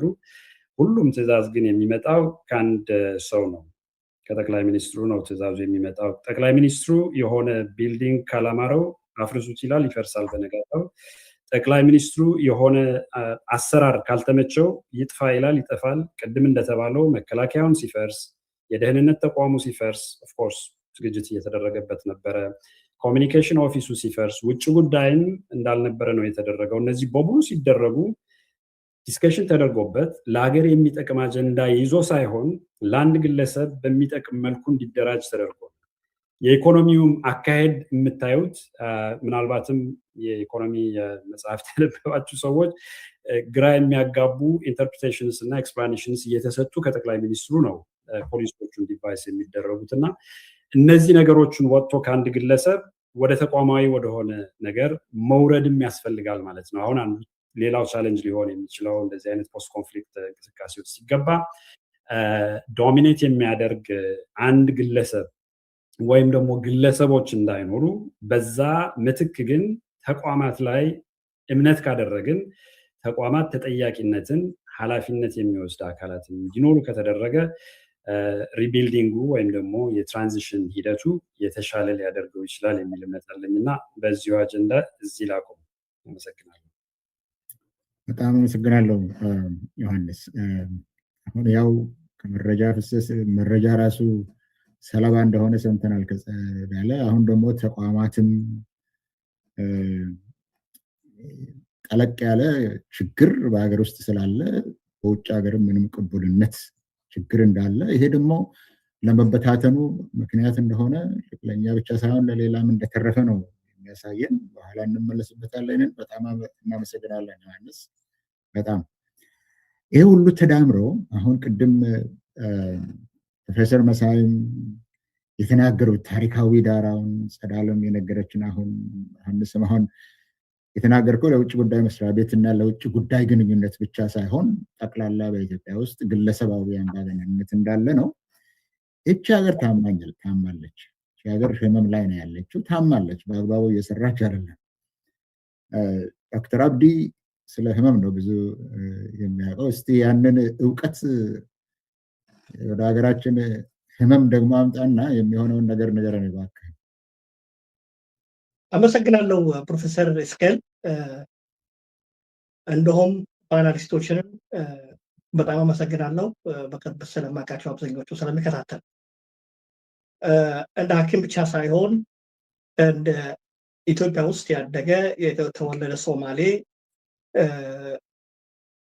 በአጋጣሚም ኢትዮጵያን ታሪክም መንግስት አመሰራረትም ከሶማሌ ህዝብ ጋር ጥናት የማድረግ ሙከራዎችን አንደርስታንድ የማድረግ ከሶማሌ ኤሊት ጋር ብዙ ጊዜ ኢትዮጵያ ለኛ ምንድን ናት የሚለውን የሚከታተል ሰው አሁንም አክቲቭሊ በየሚዲያ የሚነገረው ያለውን እንቅስቃሴ ከሚከታተል ሰው ጋር በመሆን ልጀምረውና እኔ ከአራቱ የተሰጠን ቴማቲክ ጋር አያይዤ ለመናገር ሞክራለሁ። አንደኛ ኢትዮጵያ አንድ ነበረች ወይ? ልክ ሬሳችንን እንደሚያመለክት ፍራክቸርድ አገር ነበረች ወይ? አለች። አሁን ኦፍኮርስ አለች። እና የሚጀምረው ምንድን ነው? እንደ አንድ ከሶማሊያ አካባቢ የመጣ ሰው ዋና የኢትዮጵያ ችግር ከመሰረቱ ከስቴት ቢልዲንግ ጋር ታይዞ የመጣ ሁኔታ ስቴት ቢልዲንጉ ከተነሳበት መርህ እና ፕሪንሲፕሎች ይዞ ለመንቀሳቀስ ሙከራ ያደረገበት የተወሰነ ያህል ያሳካበት ፕሮፌሰር ነግሮታል። ቅድም ዘውዳዊ አገዛዝ ላይ ያህንን የስቴት ቢልዲንግ ሲነሳ ህዝቦች ለመቃወም ሙከራ አድርጓል። ይህ ነው አሁን ፎከስ ላይ አልተደረገ። ስቴቶች ወይስ የነበሩትን አገዛዞች ከንጉዛት አገዛዝ ጀምሮ መገንባት ያሰቡትን አገር አይ ከዛ ተቃራኒ ፈልጋለሁ የሚል ህዝብ ወዛው ወዲያውኑ ተነስቷል። ያኔ የተነሳው ጥያቄ የተነሳው ትግል ስርዓቶቹን ያህልን ትግል ለመቀልበስ ናረቲቭ ፈጠረ።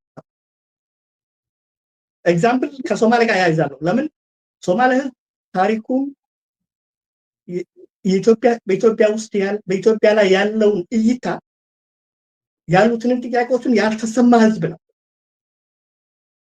እስከ 70 ዓመትም በጦርነት በግጭት ውስጥ የነበረ ህዝብ ስለሆነ ከዛ ጋር ያይዤ ለማቅረብ እሞክራለሁ። መጀመሪያው በሶማሊያ አሁን ታሪክና በሶማሌ ህዝብ ላይ የፊውዳል ስርዓት ላይ ሲነሳ ከዛ ጋር ያህንን ስርዓት የተቃወሙ ታጋዮቹን ስም ይነሳል። እነዛን ያነሱት ጥያቄ ያኔ አይ እኛ ይሄንን ባህል አለን፣ ይሄንን እምነት አለን፣ ይሄንን መሬት አለን፣ ከሌላ ህዝብ ጋር ታይዘን አብረን ምንኖር ህዝብ ነው።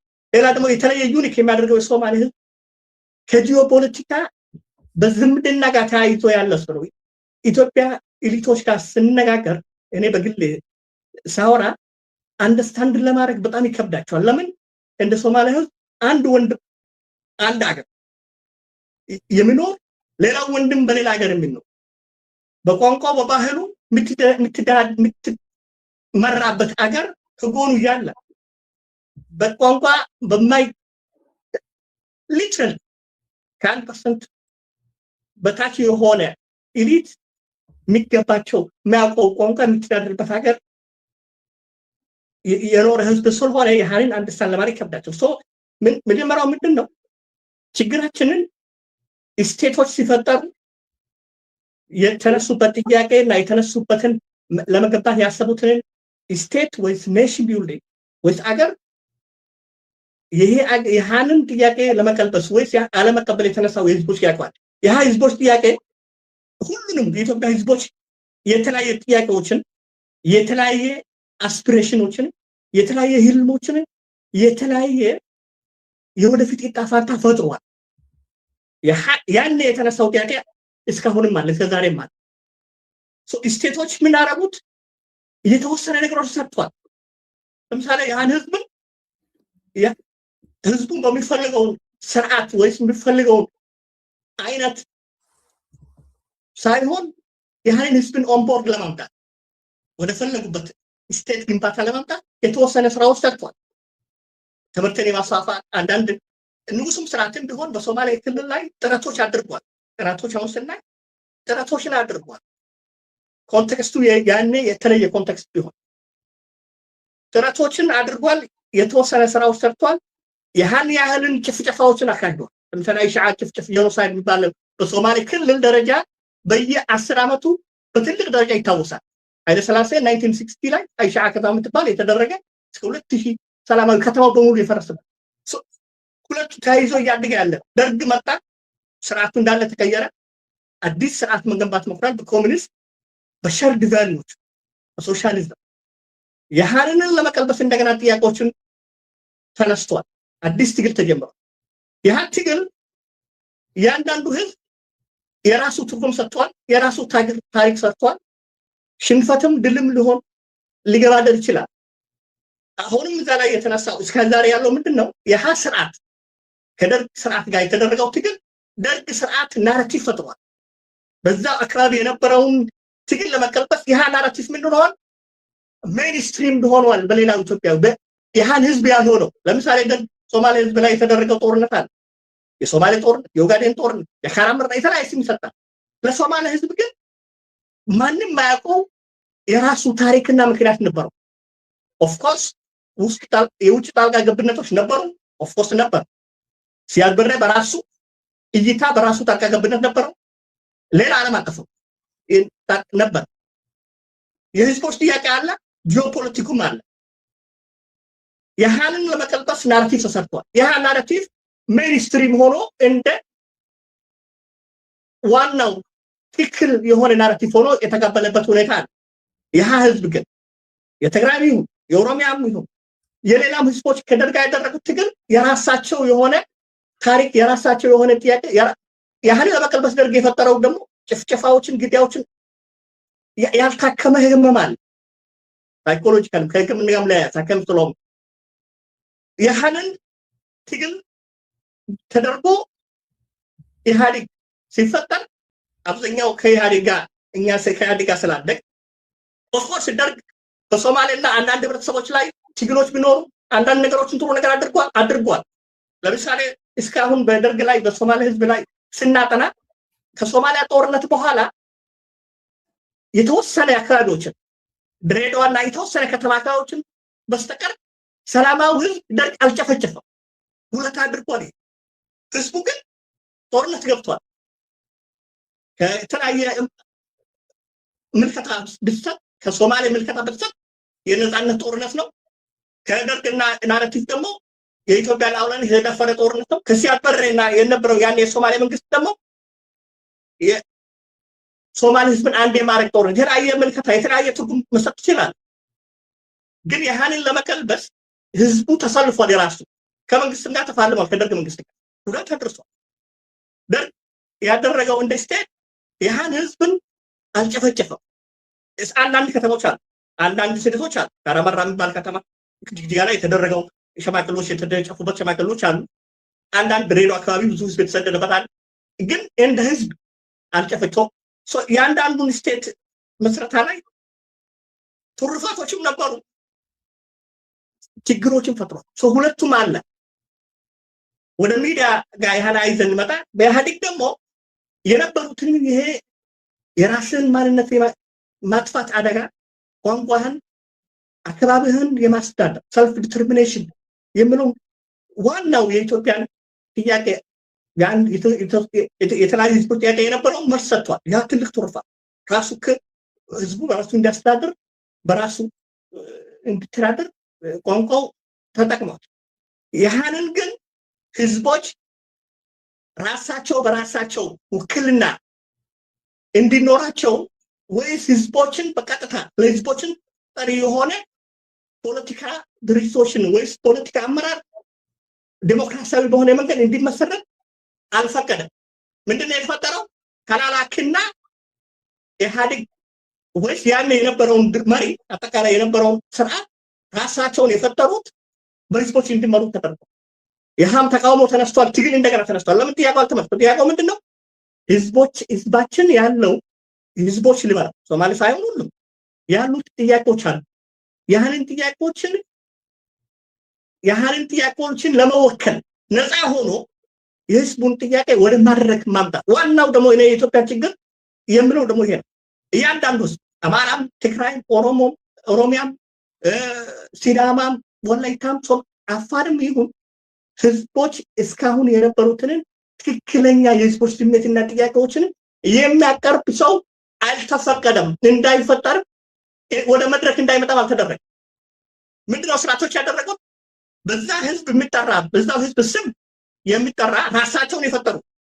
እንግዲህ ቅድም ብያለሁ፣ ስርዓቶች የራሳቸው ፊሎሶፊ፣ የራሳቸው የሚፈልጉት ስቴት፣ የራሳቸውን ቫልዩዎችን ለማምጣት ለምክራት ያህንን ቫልዩ የተቀበለ ወክላለሁ የምን ህዝብ ቫልዩዎቹን አሉ ያልተቀበለ አመራር ይዞ መቀጠል ጀመረ። ይህን ምንድነው የቀለበሰው? ተመልሷል የተባለው ትላልቅ ጥያቄዎች የመሬት ጥያቄ በደርግ ጊዜ ተመለሰው፣ በኢህአዴግ ጊዜ የብሔርና የማንነት የራስን በራስን አስተዳደር ተመልሷል የተባለው መመለሱ ብቻ ሳይሆን ህዝቦች በህዝቦችን ስሜት የሚወከልበት ነፃ ገለልተኛ በሆነ በዲሞክራሲ የተመረጠ ድርጅቶችና ሰዎች እንዲሳተፉ አልተደረገም። በእጅ የተሰሩ ኤሊት ነው የተፈጠረው። ልክ እንደ ንጉሳዊ ስርዓት እንደ ደርግ ስርዓት ኢህአዴግ ምንድነው ሙከራ ያደረገው? በራሱ እይታ ያንዳንዱ ህዝብ የተወሰነ ትሩፋቶች አሉ። የደርግም የኃይለ ሥላሴን ብያለሁ፣ ትሩፋቶች አለ በእያንዳንዱ ትልቅ አለ። በኢህአዴግ ላይ የተወሰነ ልማት መጥቷል፣ ትምህርት መስፋፋት መጥቷል፣ ብዙ ነገር መጥቷል። ግን ያልመጣው ምንድነው?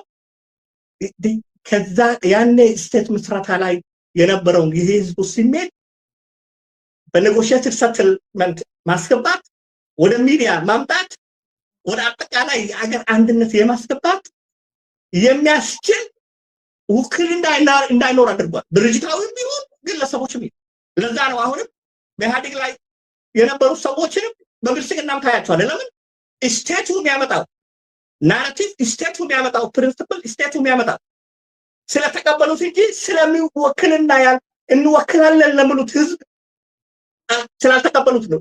ሌላ ቢመጣ ያህንንም ልክ እንደ በፊት ስርዓቶች ላይ ህዝቦቹን የራሱን አይነት እዛው አገዛዝ ላይ ያለውን ፕሪንሲፕልና ቫልዩዎችን ለመቅረስ ሙከራ ካደረገ እነዚህን ሰዎች ይዞ መቀጠል ይችላል። ይህ አልተመለሰ። ትግሉ ቀጥሎ እንደቀጠለ የምታየው ያኔ ኢትዮጵያ ላይ ምስረታ ላይ የተፈጠሩት ድርጅቶችን እስካሁን አሉ። ትግል ላይ ናቸው። በሶማሌ ምዕራብ ሶማሌ የሚባል ድርጅት ነበር። ያህን ምዕራብ ሶማሌ በመንግስትና በሲያድ በሬ ስምምነት ሲፈርስ ኦጋዴን ብሔራዊ ነፃነት ግንባር ተቀብሎታል ትግል። አሁንም ዛሬ ኦጋዴን ነፃነት ግንባር ወጥቶ ከስርዓቱ ጋር የተፋለመ ኦኤልኤፍን ኦሮሞ ሊበሬሽን ፍሮንትንም መውሰድ ይችላል። ቲፒኤልኤፍ አሁን ቀጥሏል። ያ በኔጎሽዬሽን ሰትል ላይ ስንመጣ ደግሞ እያንዳንዱ ስርዓት ላይ የነበሩት ግጭቶች ላይ ነፃ በሆነ ህዝቦችን ጥያቄ ህዝቦችን በነፃ ያሳተፈ ኔጎሽዬትድ ሰትልመንት አልተሰራም።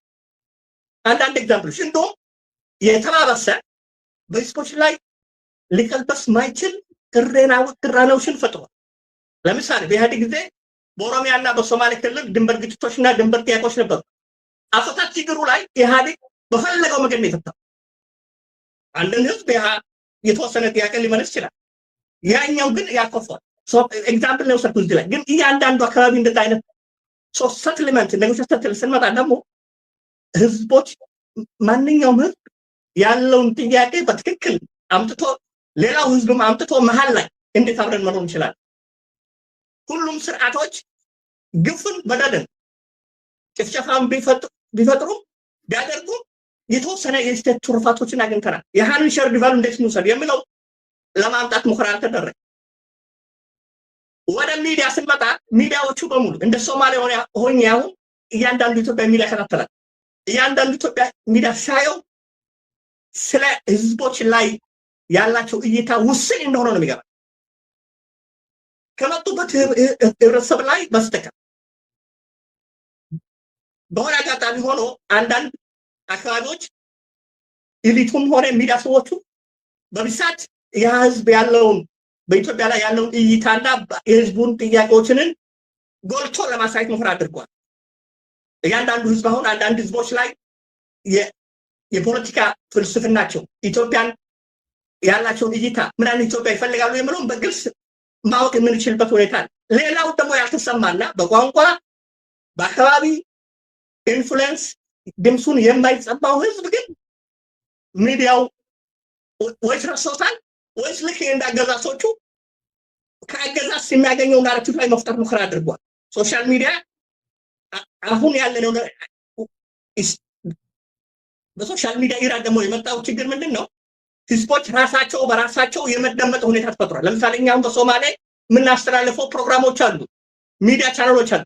ሶማሌ ህዝብ ላይ በቋንቋችን የምንፈጥረው ናራቲቭ ከሌላው ኢትዮጵያ ጋር አንድ የሚያደርገው ነገር አይደለም። ይህንንም ፈጥሯል። በጎንዮሽ የምትናገረው ነገር አለ፣ በመሀል ላይ ስትመጣ ደግሞ ሚኒስትሪ ሆነ የምትፈልገው ነገር አለ። ሚዲያው በዚህ በኩል ነገሮችን ወደ በአማርኛ ወይስ በትግረኛ ወይስ በኦሮምኛ የምታስተላልፈው አንድ ያለመሆን ሁኔታ። ሌላው ደግሞ በግልጽ የህዝቦች ልክ አሁን ከመጀመሪያ እንደተነሳው ታይዞ ነው የህዝቦችን ችግር። ሌላው ሚዲያው ራሱ ሲታየው እንደ ብሔር ወይስ እንደ ማህበረሰብ ብሔር አልጠቀም ያህል እንደ ማህበረሰብ ሊባ ማህበረሰብ እንደ ማህበረሰብ የፖለቲካ ሸርድ ቫልዩዎች አሉ። አንዳንድ ማህበረሰባት ያህንን ቫልዩዎችን ማንሰማራት ይታያል ሚዲያው። ያህንን ሚዲያዎችን ሊሲስተማት ወይስ እምኔታ ለሌላው ህዝብ ላይ የመፍጠር ችግር አለ። ከዛ ወጥቶ ሙከራ የሚያደርጉት ሚዲያዎች አሉ። መጨረሻ ላይ እንዴት ይህን ነገር ወደ ሪቢልድ እናምጣ የሚለው ልክ አሁን የጀመርኩትን መጨረሻ አደርጋለሁ። እያንዳንዱ ህዝብ ከነበረውን አገዛዝ ስርዓት ላይ ከአገዛዙ ያተረፉት ኦፍ ኮርስ አንዳንድ ነገሮች አሉ። ይሄ እንደ ሼርድ ቫልዩ መውሰድ ይቻላል። እንደ ትምህርትን የማስፋፋት ሙከራ አድርጓል። ደርግም እኔ በግሌ ሳጠና የተለያየ ሪሞት ሶማሌ አካባቢዎች መምህራንን መድቦ ሶማሌን ማያቅ መድቦ ለማስተማር ሙከራ አድርጓል። ኢህአዴግ እንደዛ አይነት ልማቶችን ማስፋፋት አድርጓል። ዋና ጥያቄው ግን አልተመለሰም።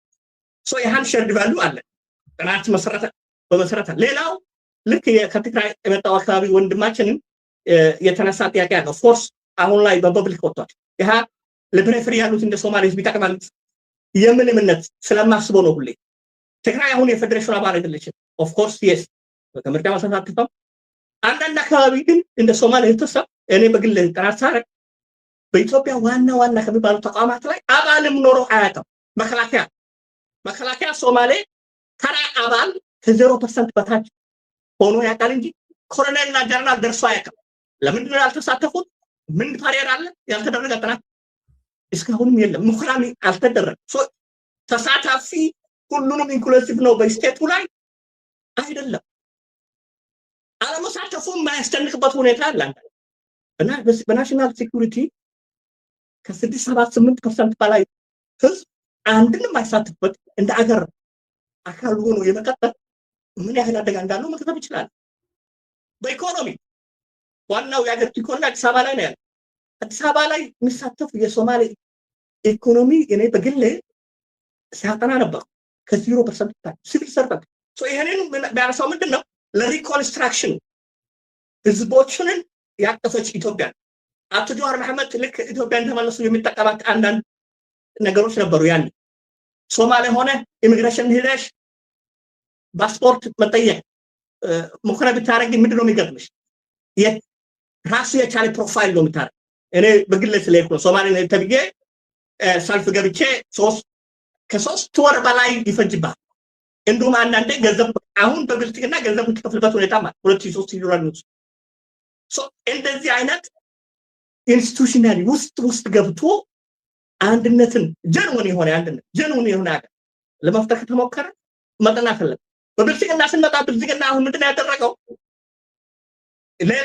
በየአገዛዙ ተመልሷል ያልነው ጥያቄዎችን ተጠቅሞ ህዝቦች ላይ ብልጽግና እኔ እንደ አደገኛ ስርዓት ብዬ የማስበው ህዝቦችን እያንዳንዱ ህዝብ ቅራኔና ፍላጎትን በደንብ ያጠናና ያወቀ ቡድን ነው።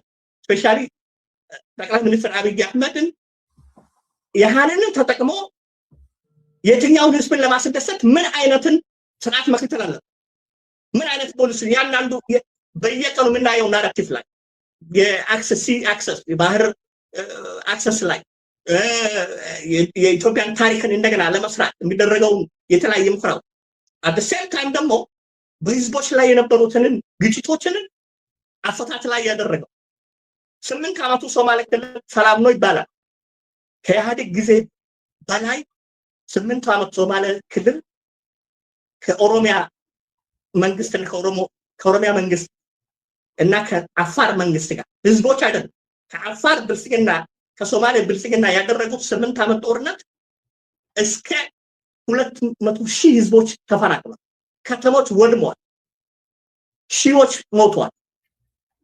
ምንድነው አትሊስት እነዛን አካባቢ በኢህአዴግ ጊዜ የነበረውን በቅርበት ተከታተልን ስለነበርኩት አባልም ስለነበርኩት በዛ ስርዓት ውስጥ የነበረውን አትሊስት መከላከያው ወይስ የፌደራል ኃይሎችን እዛ አካባቢ ህዝቦች ጉዳት እንዳይደርሱ መሬት ላይ ጥያቄ እና ይገባኛል ጥያቄው ያ የፖለቲካ ጥያቄ እንዴት ይመለሳል የሚለው የራሱ የቻለ እንትን ይሁን።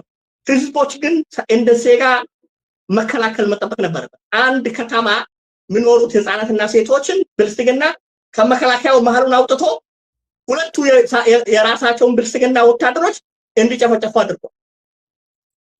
8 እና 6 ዓመታት እንዲህ እና ላጠቃልለው ብልጽግና የፈጠረውን የተጠቀመውን የህዝቦች ቅራኔዎችን በትክክል አይተነው እያንዳንዱ ህዝብ አንድነትን ለመቀበል ሸርድ ቫልዩ የተፈጠሩትን ነገሮችን በማሰባሰብ ትክክለኛ ጀንወን ጥያቄዎቻቸው አስፒሬሽኖቻቸው መንጸባረቅ መቻል አለብን። ልክ እንደዚህ አይነት መድረክ እና ከዚህ የተሻለ መድረኮችን ማዘጋጀት ተገቢ ይመስለኛል። አመሰግናለሁ። ምናልባት ስላራዘምኩት በጣም እናመሰግናለን ዶክተር አብዲ። ብዙ ችግሮችን በዚህ ላይ አንስተናል። አንድ ግልጽ የሆነ ነገር ዛሬ አሁን ዶክተር አብዲን የተናገረው ዘርዘር ባለ ጉዳይ ከሶማሌ ክልል ቢሆንም የህዝብ ድምፅ እንዳልተሰማ ነው፣ ህዝብ እንዳልተሳተፈ ነው በአገዛዙ ላይ። ህዝብ ፍጹም መንግስትም ቢሆን አንዳንድ ሰዎችን ይመለምልና ወደ መንግስት አስገብቶ ይሄው ህዝቡ አለበት ይላል። እዛ የገቡትም ደግሞ ከገቡ በኋላ የህዝብ ተወካዮች ስላልሆኑ የመንግስት ተጠሪዎች እንጂ ተወካዮች ስላልሆኑ ህዝብ አልተሳተፈም ነው። ይሄ ዞሮ ዞሮ ወደ ፕሮፌሰር መሳይ ነው የሚሄደው። አሁን የሚቀሩን 20 ደቂቃዎች ናቸው። ከዛ እዛ ላይ ረዘም ያለ ሳይሆን አጠር ያለ መልስ እንድትሰጡኝ የምፈልገው 5 ደቂቃ አድርገ ነው ቢሆን ኖሮ ሰፊ ውይይት ጊዜ ይኖረናል። ግን አንድ የተወሰኑ ጥያቄዎችን አቀርብላችኋለሁ ለእያንዳንዳችሁ። ፕሮፌሰር መሳይ የሆነ አንድ በዚህ በመልስ ነው ይሄ ፍልስፍናዊ ነው ያልኩትም ይሄ ስለ ሲንተሲስ ነው እርሶ የተናገሩት። ሲንተሲስ አልተገኘም፣ ሲንተሲስ ያስፈልጋል ብለው እንደው በአንድ በኩል ደግሞ ያው ፕሬዚደንትም ያስፈልጋል ሲሉ ቀደም ብዬ ነው የጻፍኩት ብለዋል። ያው ኢትዮጵያ አንድ ፕሬዚደንት አላት። አሁን እሱን አይደለም ልጠይቆት የምፈልገው ካለው ረጅም ልምድ ይሄ ሁሉ አሁን የሰማ ነው የፍትህ መዛባት፣ ብዙ ጭፍጨፋ ተደርጓል። አሁን ተነግሯል፣ እዚህ ላይ ተነግሯል። ጭፍጨፋው በስቷል። አሁን የሶማሌውን ከድሮ ጀምሮ ብዙም አንሰማም ነበረ። መጽሐፍም ጽፈው በአማርኛ የጻፉ አሉ። የዚህ የባቡር መንገድን በሳተ ጊዜ ከተማ ሁሉ እንደተጨፈጨፈ ተናግረናል። ጭፍጨፋ ሞልቷል ኢትዮጵያ ውስጥ ጭፍጨፋ። ዮሐንስም በትግራይ ያለውን ተናግረሃል። ጭፍጨፋ የቆየ ነገር ነው በኢትዮጵያ ውስጥ። ሀገረ መንግስቱ ሲገነባ አላለቀም። ግን አንዳንድ ጊዜ ሀገረ መንግስቱ ሲገነባ ፕሮፌሰር መሳይ ጦርነትና አመፅና ጭፍጨፋ ሀገረ መንግስትን በመገንባት ውስጥ ያለ ነው ይባላል። ወይ የኢትዮጵያ ግን አያልቅም ሀገረ መንግስቱ ተመልሶ አያልቅም። የኢትዮጵያ ጭፍጨፋ፣ ደም ማፍሰስ አያልቅም። የሚያልቅ ከሆነስ ለእርቅም ለመቀራረብም ምን አይነት ጀስቲስ? አሁን ይሄ ፊሎሶፊካል ከሆነው ኤቲካል ከሆነው ነገር እንዲመልሱልኝ ነው እንጂ ወደ ዝርዝሩ አንሄድም። ነገሩ ይሄ ነው። የኢትዮጵያ አላልቅ አለ። ይሄው በዛ። አሁን እዚህ ብዙ ተነገረ። ሀገረ መንግስቱ ሲሰርተው አያልቅምና ነው ጭፍጨፋው የማያልቀው። መረጃ ራሱ ሰለባ የሚሆንበት፣ በቅድም ጸዳለ እንድትናገረ መረጃ ራሱ ሰለባ የሚሆንበት፣ ጭፍጨፋ የሚጨፈጨፍበት መቼ ነው የሚያልቀው የኢትዮጵያ ለማለት ነው የፈለግኩት። በአጭሩ ይንገሩኛ ፕሮፌሰር። አዎ ትክክል ነው ያልከው። ያው ሀገር ሲገነባ ጦርነት ያለ ነው። ብዙ ሀገር ውስጥ አይተነዋል። ዩሮፓ እንደውም ዋና ዲፋይን የሚያደርገው ምን ነው ቢባል ጦርነት ነው። ግን የምናየው ደግሞ ያ ሁሉ ጦርነት ሆኖ እነሱ የሆነ ደረጃ ደርሰው ያው አሁን በዲሞክራሲ ይተዳደራሉ። እኛ ግን ምንም መፍታት አልቻልንም። በየጊዜው አብዮት ወይም ለውጥ ይመጣል። በቃ ለውጥ አመጣው ይላል። ግን ስናየው ያው ነው፣ ደጋግሞ ያው ነው፣ ጭቃ ውስጥ ነው እና በሽታ አለ። ቅድም እንዳልከው አገሪቷ ታማለች። ይህ ምንም ጥርጥር የለው። ግን እንግዲህ ከዚህ ከተለያየ የከሸፉ ሙከራዎች ምንድን ነው እየተማርን ያለ? ምክንያቱም በአየን ደርግም መጣ፣ ያው ተናገረ፣ እኩልነት ምናምን ተባለ፣ ያው እናውቀዋለን ምን እንደሆነ። ኢህአዴግም መጣ፣ ያው እሱም ስለ እኩልነት አወራ፣ ምን እንደሆነ ነቃ። አሁንም ያለው መንግስት እንዲሁ ነው እና በጣም የሚገርመኝ ነገር ያለ ኢትዮጵያ ውስጥ የተጀመረው ቤዚካሊ ፖለቲካ ውሸት ማለት ነው። ማጭበርበር፣ ማታለል፣ ሁሉ ዋና ዓላማውን ደብቆ ስለ ዴሞክራሲ ነው የሚያወራው። ግን ዓላማው ሌላ ነው፣ ዘረፋ ነው እና የበላይ መሆን ነው። ምንድነው ያቃተን? አንዱ ይነሳል፣ እሺ ይላል፣ ለውጥ አመጣው ይልና ለውጡ የኔ ነው ይልና ያን ለውጥ ወስዶ ወደ በላይነት ይለውጠዋል። ያኔ እንደገና ህዝቦች ይቃወማሉ፣ ጭፍጨፋ ይመጣል። እንደገና ደግሞ ትንሽ ጋቢልና እንዲሆነ ለውጥ ይመጣና ከዛ ደግሞ ትንሽ ሳይቆይ ያው እንደዛው ነው እና እኔ በእውነቱ ቅድም ኤቲክ ነው ስትለኝ አለ አንድ ነገር። ይሄ አገር እኔ አሁንማ ምን ደረጃ ላይ ደርሷል? ውሸት፣ ማታለል ያዋጣል የሚል ደረጃ ላይ ደርሰናል። እንግዲህ የምናቆመው እኛ ነን። ቅድም ሚዲያም ተብሏል፣ የሚዲያም ሮል ተጠቅሷል እና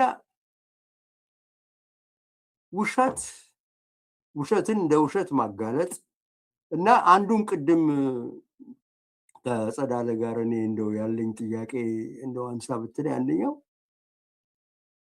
ሚዲያው ወይም የሚዲያ ሰዎች የሚመሩበት ኤቲክስ አለ ወይ? ማለት ይሄ ነው ሚዲያ የሚባለው፣ ይሄ ነው ፕሮፌሽናሊዝሙ፣ ይሄ ነው የምንከተለው ግብረ ገብ እንትን እና ዓላማ ብለን በዛ ላይ ነው የምንሰራው ወይስ እማየው ነው አሁን እንዳለ ከሁሉ ቦታ ወገናዊነት ነው? አንድ እንትን ወገኑን ነው በቃ የሚረዳው። ሚዲያ ብሎ ያወጣል፣ ያንን ነው የሚረዳው እና ብዙ ስህተት ይደረጋል፣ ይጨመርበታል እና እንግዲህ በሽታውን ካወቅን መፍትሄው ነው የሚለው፣ ግን ችግሩ ሁላችንም መታመማችን ነው። እንግዲህ ጤነኛ ሰው የለም መሀላችን። እንዴት እንደሚገኝ መፍትሄው በጣም አስቸጋሪ ነው እና ግን እንትን እንበል እስቲ አሁን እንግዲህ እኔ ሁሌ የማምነው ነገር አለ። ጫፍ ላይ ስትደርስ መውደቂያ ሲመጣ አንድ ነገር ላይ ትቆናጠጣለህ እና ከዛ እንደገና ገደል ውስጥ ገብተህ ቢሆን እንደገና መውጣት ትሞክራለህ እና ይሄ ከዚህ በስተቀር ጫፍ ላይ ደርሰናል። ገደል ውስጥ እንደው አንድ እግራችንም ገደል ውስጥ ገብቷል እና ከዛ እንውጣ ብለን ተያይዘን እጅ ለእጅ ተያይዘን ሙከራ አድርገን ራሳችን ማደስ ያለብን ይመስለኛል። እንደውም ሪቢልዲንግ ስንል ራሳችን ነው መጀመሪያ እንደው ሪቢልድ ማድረግ ያለብን ከውስጣችን። በእውነቱ እኔ እሱ ነው እና የለም እንዴ መዋሸት ነውር ነው። ቤዚክ ኤቲክስ። አሁን ለምሳሌ በየጊዜው ሰው ይገደላል፣ ድሃ ይባረራል፣ ይፈናቀላል። በፍጹም ይሄ ሁሉ ነው ያለው መሰረታዊ ኤሌመንታሪ ኤቲክስ እንደባይ አንድ ሰው ያለው ሰው የሆነ ህሊና ያለው ሰው እንዴት ያደርጋል? እንዴት ባለው ህዝብ ብዛት ያለው ድሃ እና ያለው በቃ ከድሃም በታች የወደቀ ህዝብ ላይ እንዴት ነው አንተ አሁን የሚሰራውን ብልጽግና ምናምን እያልክ የምታወራው? እና ምንድን ስለዚህ በእውነቱ ያለንበትን የደረስንበትን እንትን እስቲ አደጋ እንመልከትና ሜቢ ሳልቬሽን ከዛ ይወጣ ይሆናል። ጥሩ፣ በጣም በጣም አመሰግናለሁ። በዛው ወደ ጸዳላ አልፋለሁ። ምክንያቱም ይሄ ውሸት 2 ሰዓት ሙሉ ከትልቁ ፓርላማ ላይ ሲፈስ ችግሩ ከውሸታኛው ሳይሆን ከኛ ነው የሚለው ነገር ጥሩ ነው። ችግሩ ከኛ ነው። ውሸትን ትናንትናም አንድ ሰው በሚዲያ ላይ ሲጠይቀኝ ምንድን ነው የሆነው? እኛ ራሳችን ምን ሆነን ነው ውሸትን እውነት አድርገን የምንቀበለው ብለውኛል። እና ጸዳለ እሺ ያልሸው አለ። በኢህአዴግ ጊዜ መንግስት የራሱን እንኳን መረጃ ይገፋል ወደ ሚዲያ። አሁን ግን ተበትኗል እና የትኛው እውነት እንደሆነ የትኛው መረጃ ምንጩ ከየት እንደሆነ የማይታወቅ ዝብርቅርቅ ነገር ነው የሆነው እና ይሄ ነገር ነፃ ሚዲያ ያፈልጋል ብለሻል። ልክ ነው፣ ጥሩ ነው። በነፃነት የምንናገርበት ያስፈልጋል። አሁን ግን ባለቤት የሆኑት እኮ አንደኛ የቴክኖሎጂ ጉዳይ ነው። ሁሉም ብሮድካስተር መሆን ይችላል። ነገር ግን ይህንን ቴክኖሎጂ እችልበታለሁ የሚለው የብልጽግና መንግስት በጦርነትም በምንም በሙሉ እኔ እችልበታለሁ ነው። ውሸቱን በማራባትም ውሸቱንም ከጽንፍ እስከ ጽንፍ ለመውሰድም እችላለሁ፣ ችሎታውን አለኝ ነው የሚለው። ያደርጋል፣ ደግሞ ያደረገ ነው። ምንም ሞራል ፋውንዴሽኑ ተናግቷል። አሁን እስቲ በዚህ ቴክኖሎጂ ዘመን ምን ልታደርጉ ትችላላችሁ ጋዜጠኞች ለማለት ነው። እሺ፣ አመሰግናለሁ እስቄል። ይህ በጣም ኮምፕሊኬትድ ጥያቄ ነው። በኢትዮጵያ ዳራ ብቻ ሳይሆን በዓለም አቀፍም ደረጃ የነፃ ሚዲያ ሚና እንደዚህ ቴክኖሎጂው በሰፋበት ምንድን ነው የሚል በጣም ብዙ ክርክሮች አሉ። እንግዲህ ሙያው ላይ ስላለሁኝና ለሙያው ትንሽ ባያዝድ ሆኜ ልናገር ብዬ ካልኩኝ የቴክኖሎጂ መምጣት፣ የኤአይ መምጣት፣ የዲፕ ፌክ እንደዚህ ያ ሁሉ ነገር ተደምሮ አንድ መቀየር የማይችለው ነገር አለ። የመረጃን እውነተኝነት። ዞሮ ዞሮ ህዝብ በጤናማ ሁኔታ መኖር የሚችለው አንድ ሀገር ውስጥ መረጃ መብዛት ብቻ ሳይሆን የመረጃው ጥራትና ተአማኒነት ወሳኝነቱ። ይህን እንድል ያደረገኝ ደግሞ አሁን ለምሳሌ የፕሮስፔሪቲ ወይም የብልጽግና መንግስትን ብትመለከቱ ሚዲያ ላይ በቢሊዮን የሚቆጠር ገንዘብ አውጥተው ኢንቨስት ማድረግ ብቻ ሳይሆን መንግስት ከሚለው ውጪ የሚናገር ሌላ ሚዲያ ካለ እንዳይኖርም ጭምር ነው። እኛ አሁን እያየን ያለ ነው ስቃይ ይሄ ነው። ይሄ ግን የዚህ መብዛት ወይም እነሱ ያበዙ ያሉት ሳቢ የሆነ ዲጂታል ሚዲያ ብትመለከቱ ብዛቱ በየዕለቱ የሚፈለፈል በመንግስት ስር ያለ ሚዲያ አለ። የዚህ መብዛት የመረጃን ተአማኒነት ሊወክል አይችልም። ለዚህ ነው ብዙ ሰዎች ዙም አውት ሲያደርጉ የምትመለከቱት። እኔ ባለፈው ዛሬ 2-3 ወር አካባቢ ወደ ባድያ ወደ ገጠር ሄጄ ነበረ ኢትዮጵያ ውስጥና አንድ ኢቨንት ላይ ቁጭ ብዬ የመንግስት ሚዲያ የኢትዮጵያ ቴሌቪዥንን እኔ አሁን ያደግኩት የቲቪ እያየሁ ነው ያደግኩት። ፓርላማ ክርክር ምናምን ሳይቀር አባታችን እዩ ይለን ነበር ቁጭ ብለን። የሚያይ የለም። የመንግስትን የሚዲያ ስርጭት ስትመለከቱ ግን እንዳሁን እንደ አሸን የበዛበት የለም። ይሄ ምንድነው ይሄን ያመጣው የሚል እውነተኛ የሆነ ግንዛቤን እንትን ያደረገ ራሱ መንግስት ራሱ ጥናት ማድረግ አለበት። ለምንድነው የኔን መረጃ ህዝቡ የማያየው? ካየስ የማያምነው መብዛት አይደለም። እንደፈለገ መብለጭለጭ ይችላል። እንደፈለገ በዲፕ ፌክ መቀየር ይችላል። ከአንድ ሳምንት ከ2 ከ3 ቀን መጫጫህ ኦሆ አሃ ውጪ ትክክለኛ መረጃን ህዝብ የሚያምንበትን መረጃ ማግኘት አይችልም ማለት ነው። ለዚህ ነው እኔ ያለሁበትን ፕሮፌሽን ባያዝድም ሆኜ ልናገር ብዬ ያልኩት ለዛ ነው። መደገፍም ያለበት የነፃ ሚዲያ ማደግ፣ የነፃ ሚዲያ ወደ ኢንስቲትዩሽናላይዝ መሄድ። አሁን ፕሮፌሰር ቅድም ኤቲካችሁ ምንድን ነው የሚል ጥሩ ጥያቄ አንስተዋል። የራሴ የመሰረትኩትን ሚዲያ መናገር እችላለሁ። ፐብሊክሊ አቬይለብል የሆነ ዲስክሎዝ የተደረገ ኤዲቶሪያል መተዳደሪያ ደንባችን ምንድን ነው? ኤዲቶሪያል ፊሎሶፊያችን ምንድን ነው? የጋዜጠኞች የኤቲካል ጋይድላይን ምንድን ነው? ሁሉ ነገር ለፐብሊክ ዲስክሎዝ የተደረገ ዌብሳይታችን ላይ ያለ ነገር ነው። እኔ በበኩሌ ማለት ነው ኢንስቲትዩሽናላይዝ የማድረግን ሌላውም እንደዛ ቢያደርግና ሚዲያው የዛን ያክል መደራጀት እንዲችል መብት ቢሰጠው መብት ቢሰጥ አይደለም መደገፍ ራሱ ለራሱ ሰልፍ ኢንትረስትም ጭምር ነው። እኔ መንግስት የነፃና ገለልተኛ ሚዲያን የመደገፍ ሰልፍ ኢንትረስቱም ጭምር ሊኖረው ይገባል ነው ብዬ የምለው። ሰልፍ ሰርቪንግ ኢንትረስትም ሊኖረው ይገባል ብዬ ነው የምከራከረው። ኢትዮጵያ በሚቀጥለው 1 ዓመት ውስጥ 2 ዓመት ውስጥ 3 ዓመት ውስጥ በፕሮስፐሪቲ ፓርቲም ይሁን በታጠቁ ኃይሎችም ይሁን በውይይትም ይሁን በሴትልም በማንኛውም መንገድ ይሁን ለውጥ የሚመጣ እርምጃ መምጣት አለበት ከተባለ ለተቀደሰ ህዝባዊ ፍይል ወይም ህዝባዊ ውይይት አስፈላጊ የሆነው ህዝባዊ ምህዳር መፈጠር አለበት፣ መጠበቅም አለበት። ይህ ማለት ጋዜጠኞች፣ የሲቪል ማህበረሰብ፣ ተመራማሪዎች፣ የፖለቲካ ተዋናዮች፣ ተቃዋሚ ኃይላት ማንኛቸውም በኢትዮጵያ ጉዳይ ላይ የሚናገሩትን ነገር ይሄ ነገር ለሀገር ግንባታ ይጠቅማል እስካሉ ድረስ ያለ ፍርሃት ያለ መሳቀቅ መናገርና ያ መረጃ ለህዝቡ እንደ አማራጭ መቅረብ አለበት። ይሄን እንድል ያደረገ ነገር አሁን ቅድም እንዳልኩት የናሽናል ዳያሎግ ለምሳሌ እየተከናወነ ነው ኢትዮጵያ ውስጥ።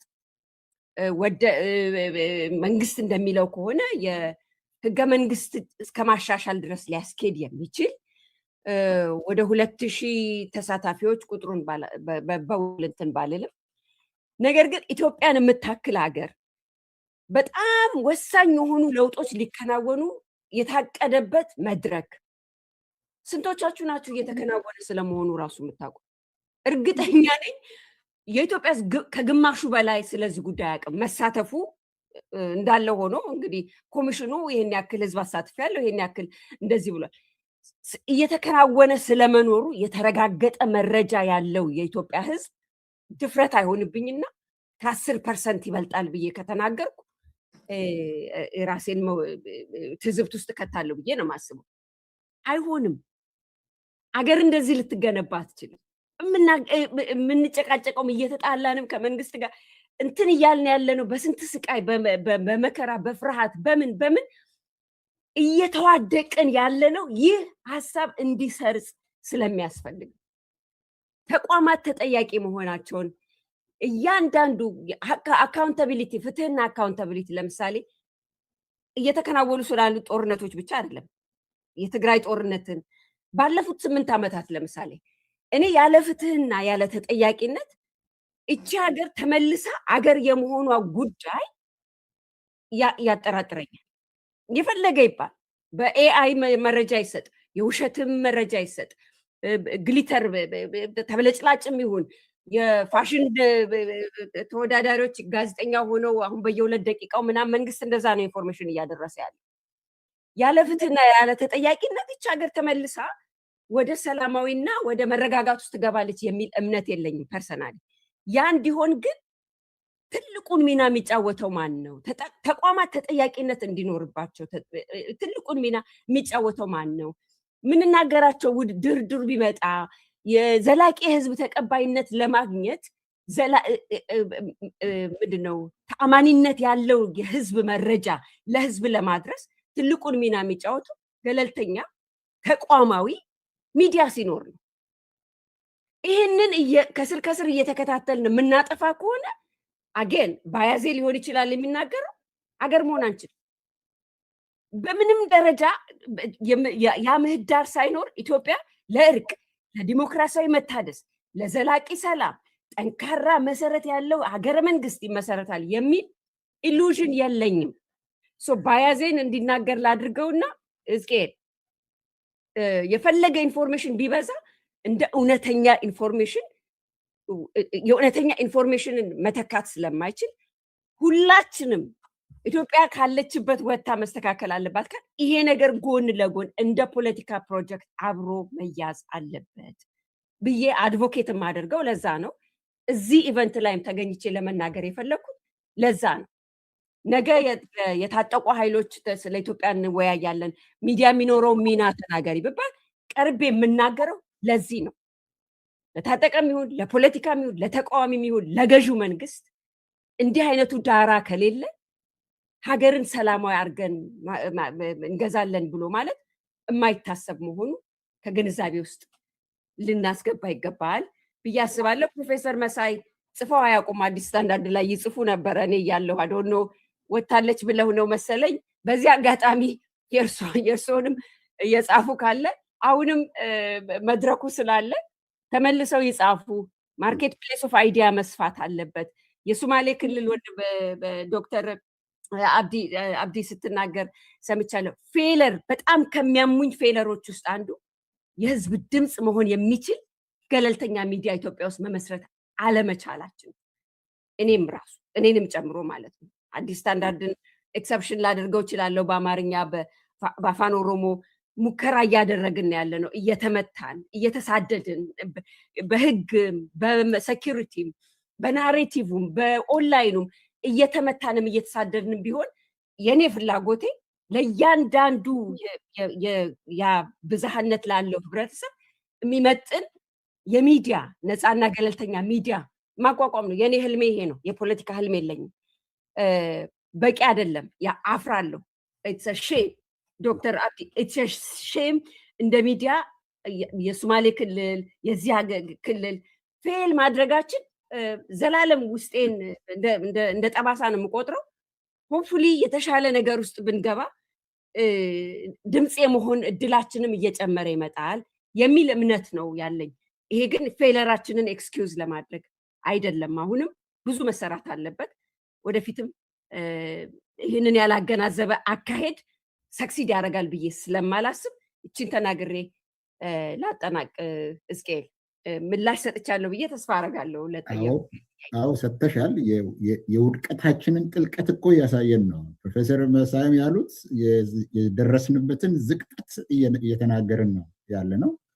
በሽታችንን ስናውቅ ነው መድኃኒት የምንፈልግለት። ግን የደረስንበት ደረጃ አሁን we have nowhere else to go but up ይላሉ። መጨረሻ ስደርስ አይደለም በእንግሊዝኛ ቋንቋ ፕሮፌሰር መሳይ ያሉት ይሄ ነው።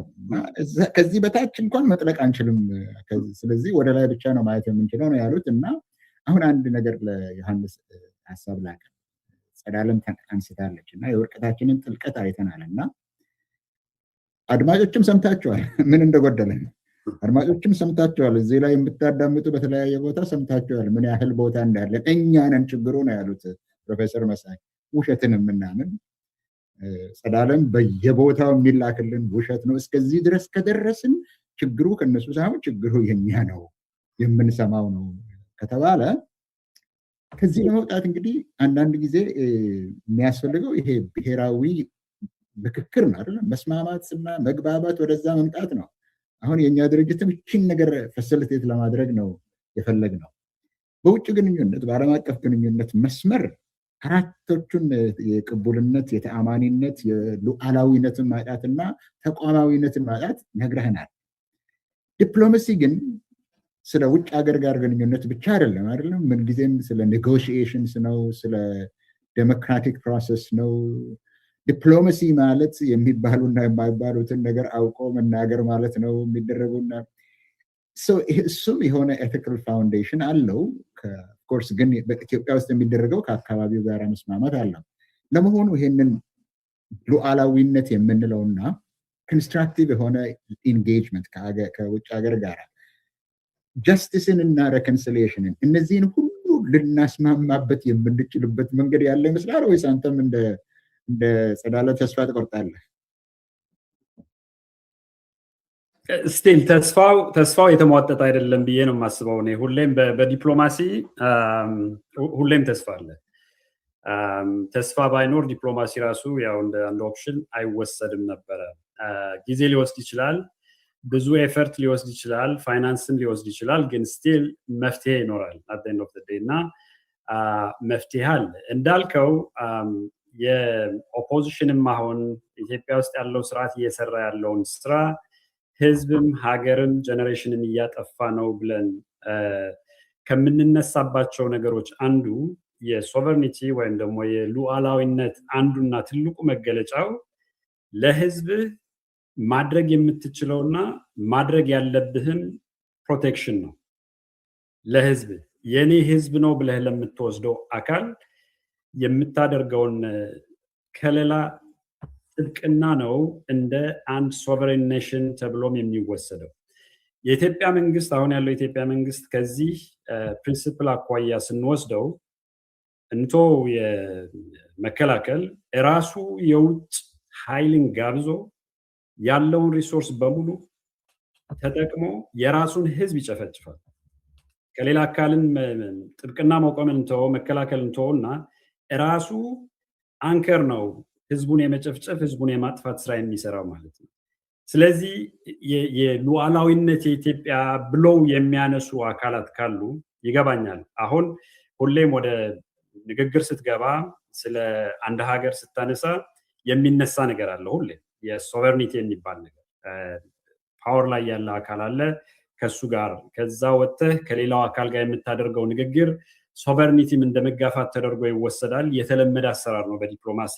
ግን ደግሞ መውጫም አለው እሱ። አሁን መውጫ ከምንለው ነገር አንዱ የምጠቅሰው ያ ሶቨሬን ስቴት ነኝ የሚለው ሶቨሬን የሆነ ህዝብ እያስተዳደረ ያለው አካል ራሱ ህዝቡን እየጨፈጨፈ ነው ያለው።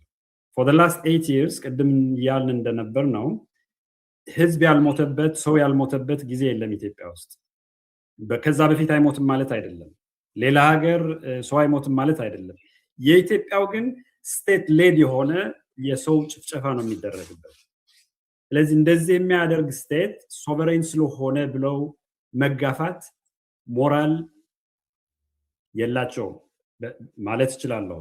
ሞራል የሞራል ጥያቄም የሚያስነሳባቸው ነው ማለት ነው እንደዛ ብለው ለሚያነሱ ሰዎች። ስለዚህ እኛ ግን እንደ ኦፖዚሽን የኢትዮጵያን ከመፍረስ መዳን ለሚንቀሳቀስ አካል ግን ትልቁ ስራ መስራት ያለበት ብዬ የማስበው ምንድነው? የመጀመሪያው አገር ውስጥ ያለው መንግስት ሰላም የሚባል ነገር ለማድረግ ፍላጎቱም ችሎታውም የለውም። ከሁሉም በላይ ግን ፍላጎት የለውም።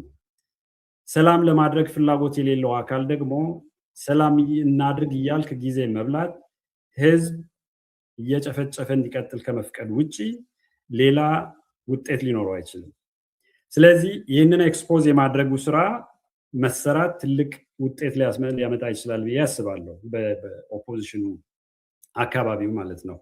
በተረፈ ግን እንዳልከው ጥሩ ፖይንት ያነሳው እስቄል ዲፕሎማሲው ኢትዮጵያውያን ከሌላ ከጎረቤት ብቻ የሚያደርጉት ሳይሆን ዊዝን አወርሰልቭስ ቅድም የሚገለጽ ነበር በተለያየ መልኩ በራሳችንም ግን መወያየት አለብን። ዲፕሎማሲው መጀመሪያ ያለብን እንደተባለው ከኛ ነው ከራሳችን። ሪኮግናይዝ ያልተደረጉ እውቅና ያልተሰጣቸው በጣም ብዙ በደሎች አሉ ኢትዮጵያ ውስጥ። እኔ እንደኔ ኢትዮጵያዊ አልነበረም። ብዙ ዓመታት ዲፕሎማት ሆኜ ኢትዮጵያን አገልግያለሁ። ስለ የኢትዮጵያን የሆነ መጥፎ ነገር ሲነሳ የሚንገበገብ አንድ ሰው ነበርኩኝ። ሁል እንቅልፍ አጥቼ የኢትዮጵያን ስም በመጥፎ መልኩ እንዳይነሳ ምሯሯጥ የምታገል ሰው ነበርኩኝ። ያንን ያደረኩላት ኢትዮጵያ ግን ኦሎፈሳደን ተነስታ ትግራይ የሚባልን ከህሊና ለማጥፋት 100 ዓመት ወደኋላ ለመቅበር የሚባል ናሬሽን ይዛ መጣች። and ሌላው ደግሞ ተከተሉ። ኤሊትስ ቢል ለኔ ሊገባኝ ይችላል። ከኤሊቱ ወረድ ብሎ ያለው ሰው ተራው ዜጋ ወደዚህ ናሬሽን ሲገባ ለኔ ትልቅ ጥያቄ ምልክት ይፈጥርብኛል ማለት ነው። ይሄ ነው አሁን ሪኮግናይዝ ማድረግ ያለብን። መጀመሪያ እውቅና መስጠት ብቻ ሳይሆን ጸዳለም ስታነሳ ነበረ ቅድም ተጠያቂነትም ማረጋገጥ መቻል አለብን ማለት ነው። እዚህ ላይ 1 ሚሊዮን ህዝብ አለቀ ከትግራይ ማንም ሰው አልተጠየቀም። ላመሉ እንኳን የኢትዮጵያ መንግስት ላመሉ የተወሰኑ የሰራዊት አባላት እንኳን እንዲፈጽመዋል እንዲያድርገዋል ብለው ወደ ፍርድ እንኳን አላቀረቡም። ትራንዚሽናል ጀስቲስ የሚባል ነገር መጣ which is supported በዓለም አቀፉ ማህበረሰብ በዲፕሎማሲ ምናምን አንድም እርምጃ ሳይራመድ የት እንደገባ አይታወቅም። ሁሉም የሰላማዊ የሆኑ መንገዶች በሙሉ ተዘግተዋል። የኤክስፐርቶቹ ቡድን ፈርሰዋል። እንደምታውቀው ጄኔቫ የነበረው የአፍሪካ የሂውማን ራይትስ ኢንኳይሪ ኮሚሽን ፈርሰዋል። የአፍሪካው ይገባኛል ብዙም ሊንቀሳቀስ አይችልም። ሀገር ውስጥም ላመሉ የተደረገ ምንም ነገር የለም ራይት። ስለዚህ ወደ አንድ መተን ሀገሪቱን ከመፍረስ መጨፋጨፍን ለማስወገድ የምንል ከሆነ ዲፕሎማሲው ከጎረቤት ሀገር ከዓለም አቀፍ ሀገራት ጋር ሳይሆን መጀመሪያ ከኛ ከራሳችን ነው መጀመር ያለበት ማለት ነው። ሌትስ ሪኮግናይዝ የተፈጸመውን ነገር የተፈጸመውን በደል ከዛ በኋላ ኃላፊነት መውሰድ ያለበት አካል ለይተን በስም እናስቀምጥ። ኃላፊነት እንዲወጣ ወይም ደግሞ አፖልድ እንዲደረግም ማደረግ ያለበትን ነገር በጋራ መስራት መቻል አለብን። እንደዚህ ከሆነ ቅድም ወዳልኩት መጀመሪያ ወደ አነሳሁት ነጥብ ነው የምመለሰው። ይህ እምነት ካለ እኔ ተመልሼ አሁን ቅድም እንዳልኩ አም ሶሪ እየደጋገምኩ ነው የሆነ ነገር ግን ጭንቅላቴ ውስጥ ሁሌ የሚረብሸኝ ነገር ስለሆነ ነው። ነገ ተነስቶ አንዱ ኢትዮጵያዊ ጁንታ ብሎ እንደማይጨፈጭፈኝ ማረጋገጫ የለኝም አሁን። ምክንያቱ ተደርገዋል። ይሄ ከ2-3 ዓመታት በፊት ከ4 ዓመታት በፊት መንገድ ላይ ያገኙትን ትግራዋይ ጁንታ ብሎ እየጨፈጨፉት ነበር። እንዲህ እንደማይደረግ ተነጋግረን ሴኩሪቲ ፈልጋለሁ ማለት ነው እንደ አንድ ትግራዋይ። ከዛ በኋላ ነው እኛ ውስጥ ይህንን መተማመን ከፈጠርን በኋላ ሌላው ሊደግፈን ወደሚችል አካል ደግሞ እንወጣለን ማለት ነው። ወደ ጎረቤት ሀገር እንሄዳለን። ከዛ ከጎረቤት ሀገር ደግሞ ራቅ ብለን ሌላውንም አካል የምንሰራውን ስራ እንዲደግፈን መንቀሳቀስ እንችላለን ማለት ነው። እና ዲፕሎማሲው ተስፋ አሁንም መስራት የምንችልባቸው አቬኒውስ አሉ። ግን መጀመሪያ እኛ ውስጥ ራሳችን ውስጥ ደግሞ ማድረግ የሚገቡንን የዲፕሎማሲ ስራዎችን መስራት አለብን ብዬ ወስዳለሁ። ታንክ ዩ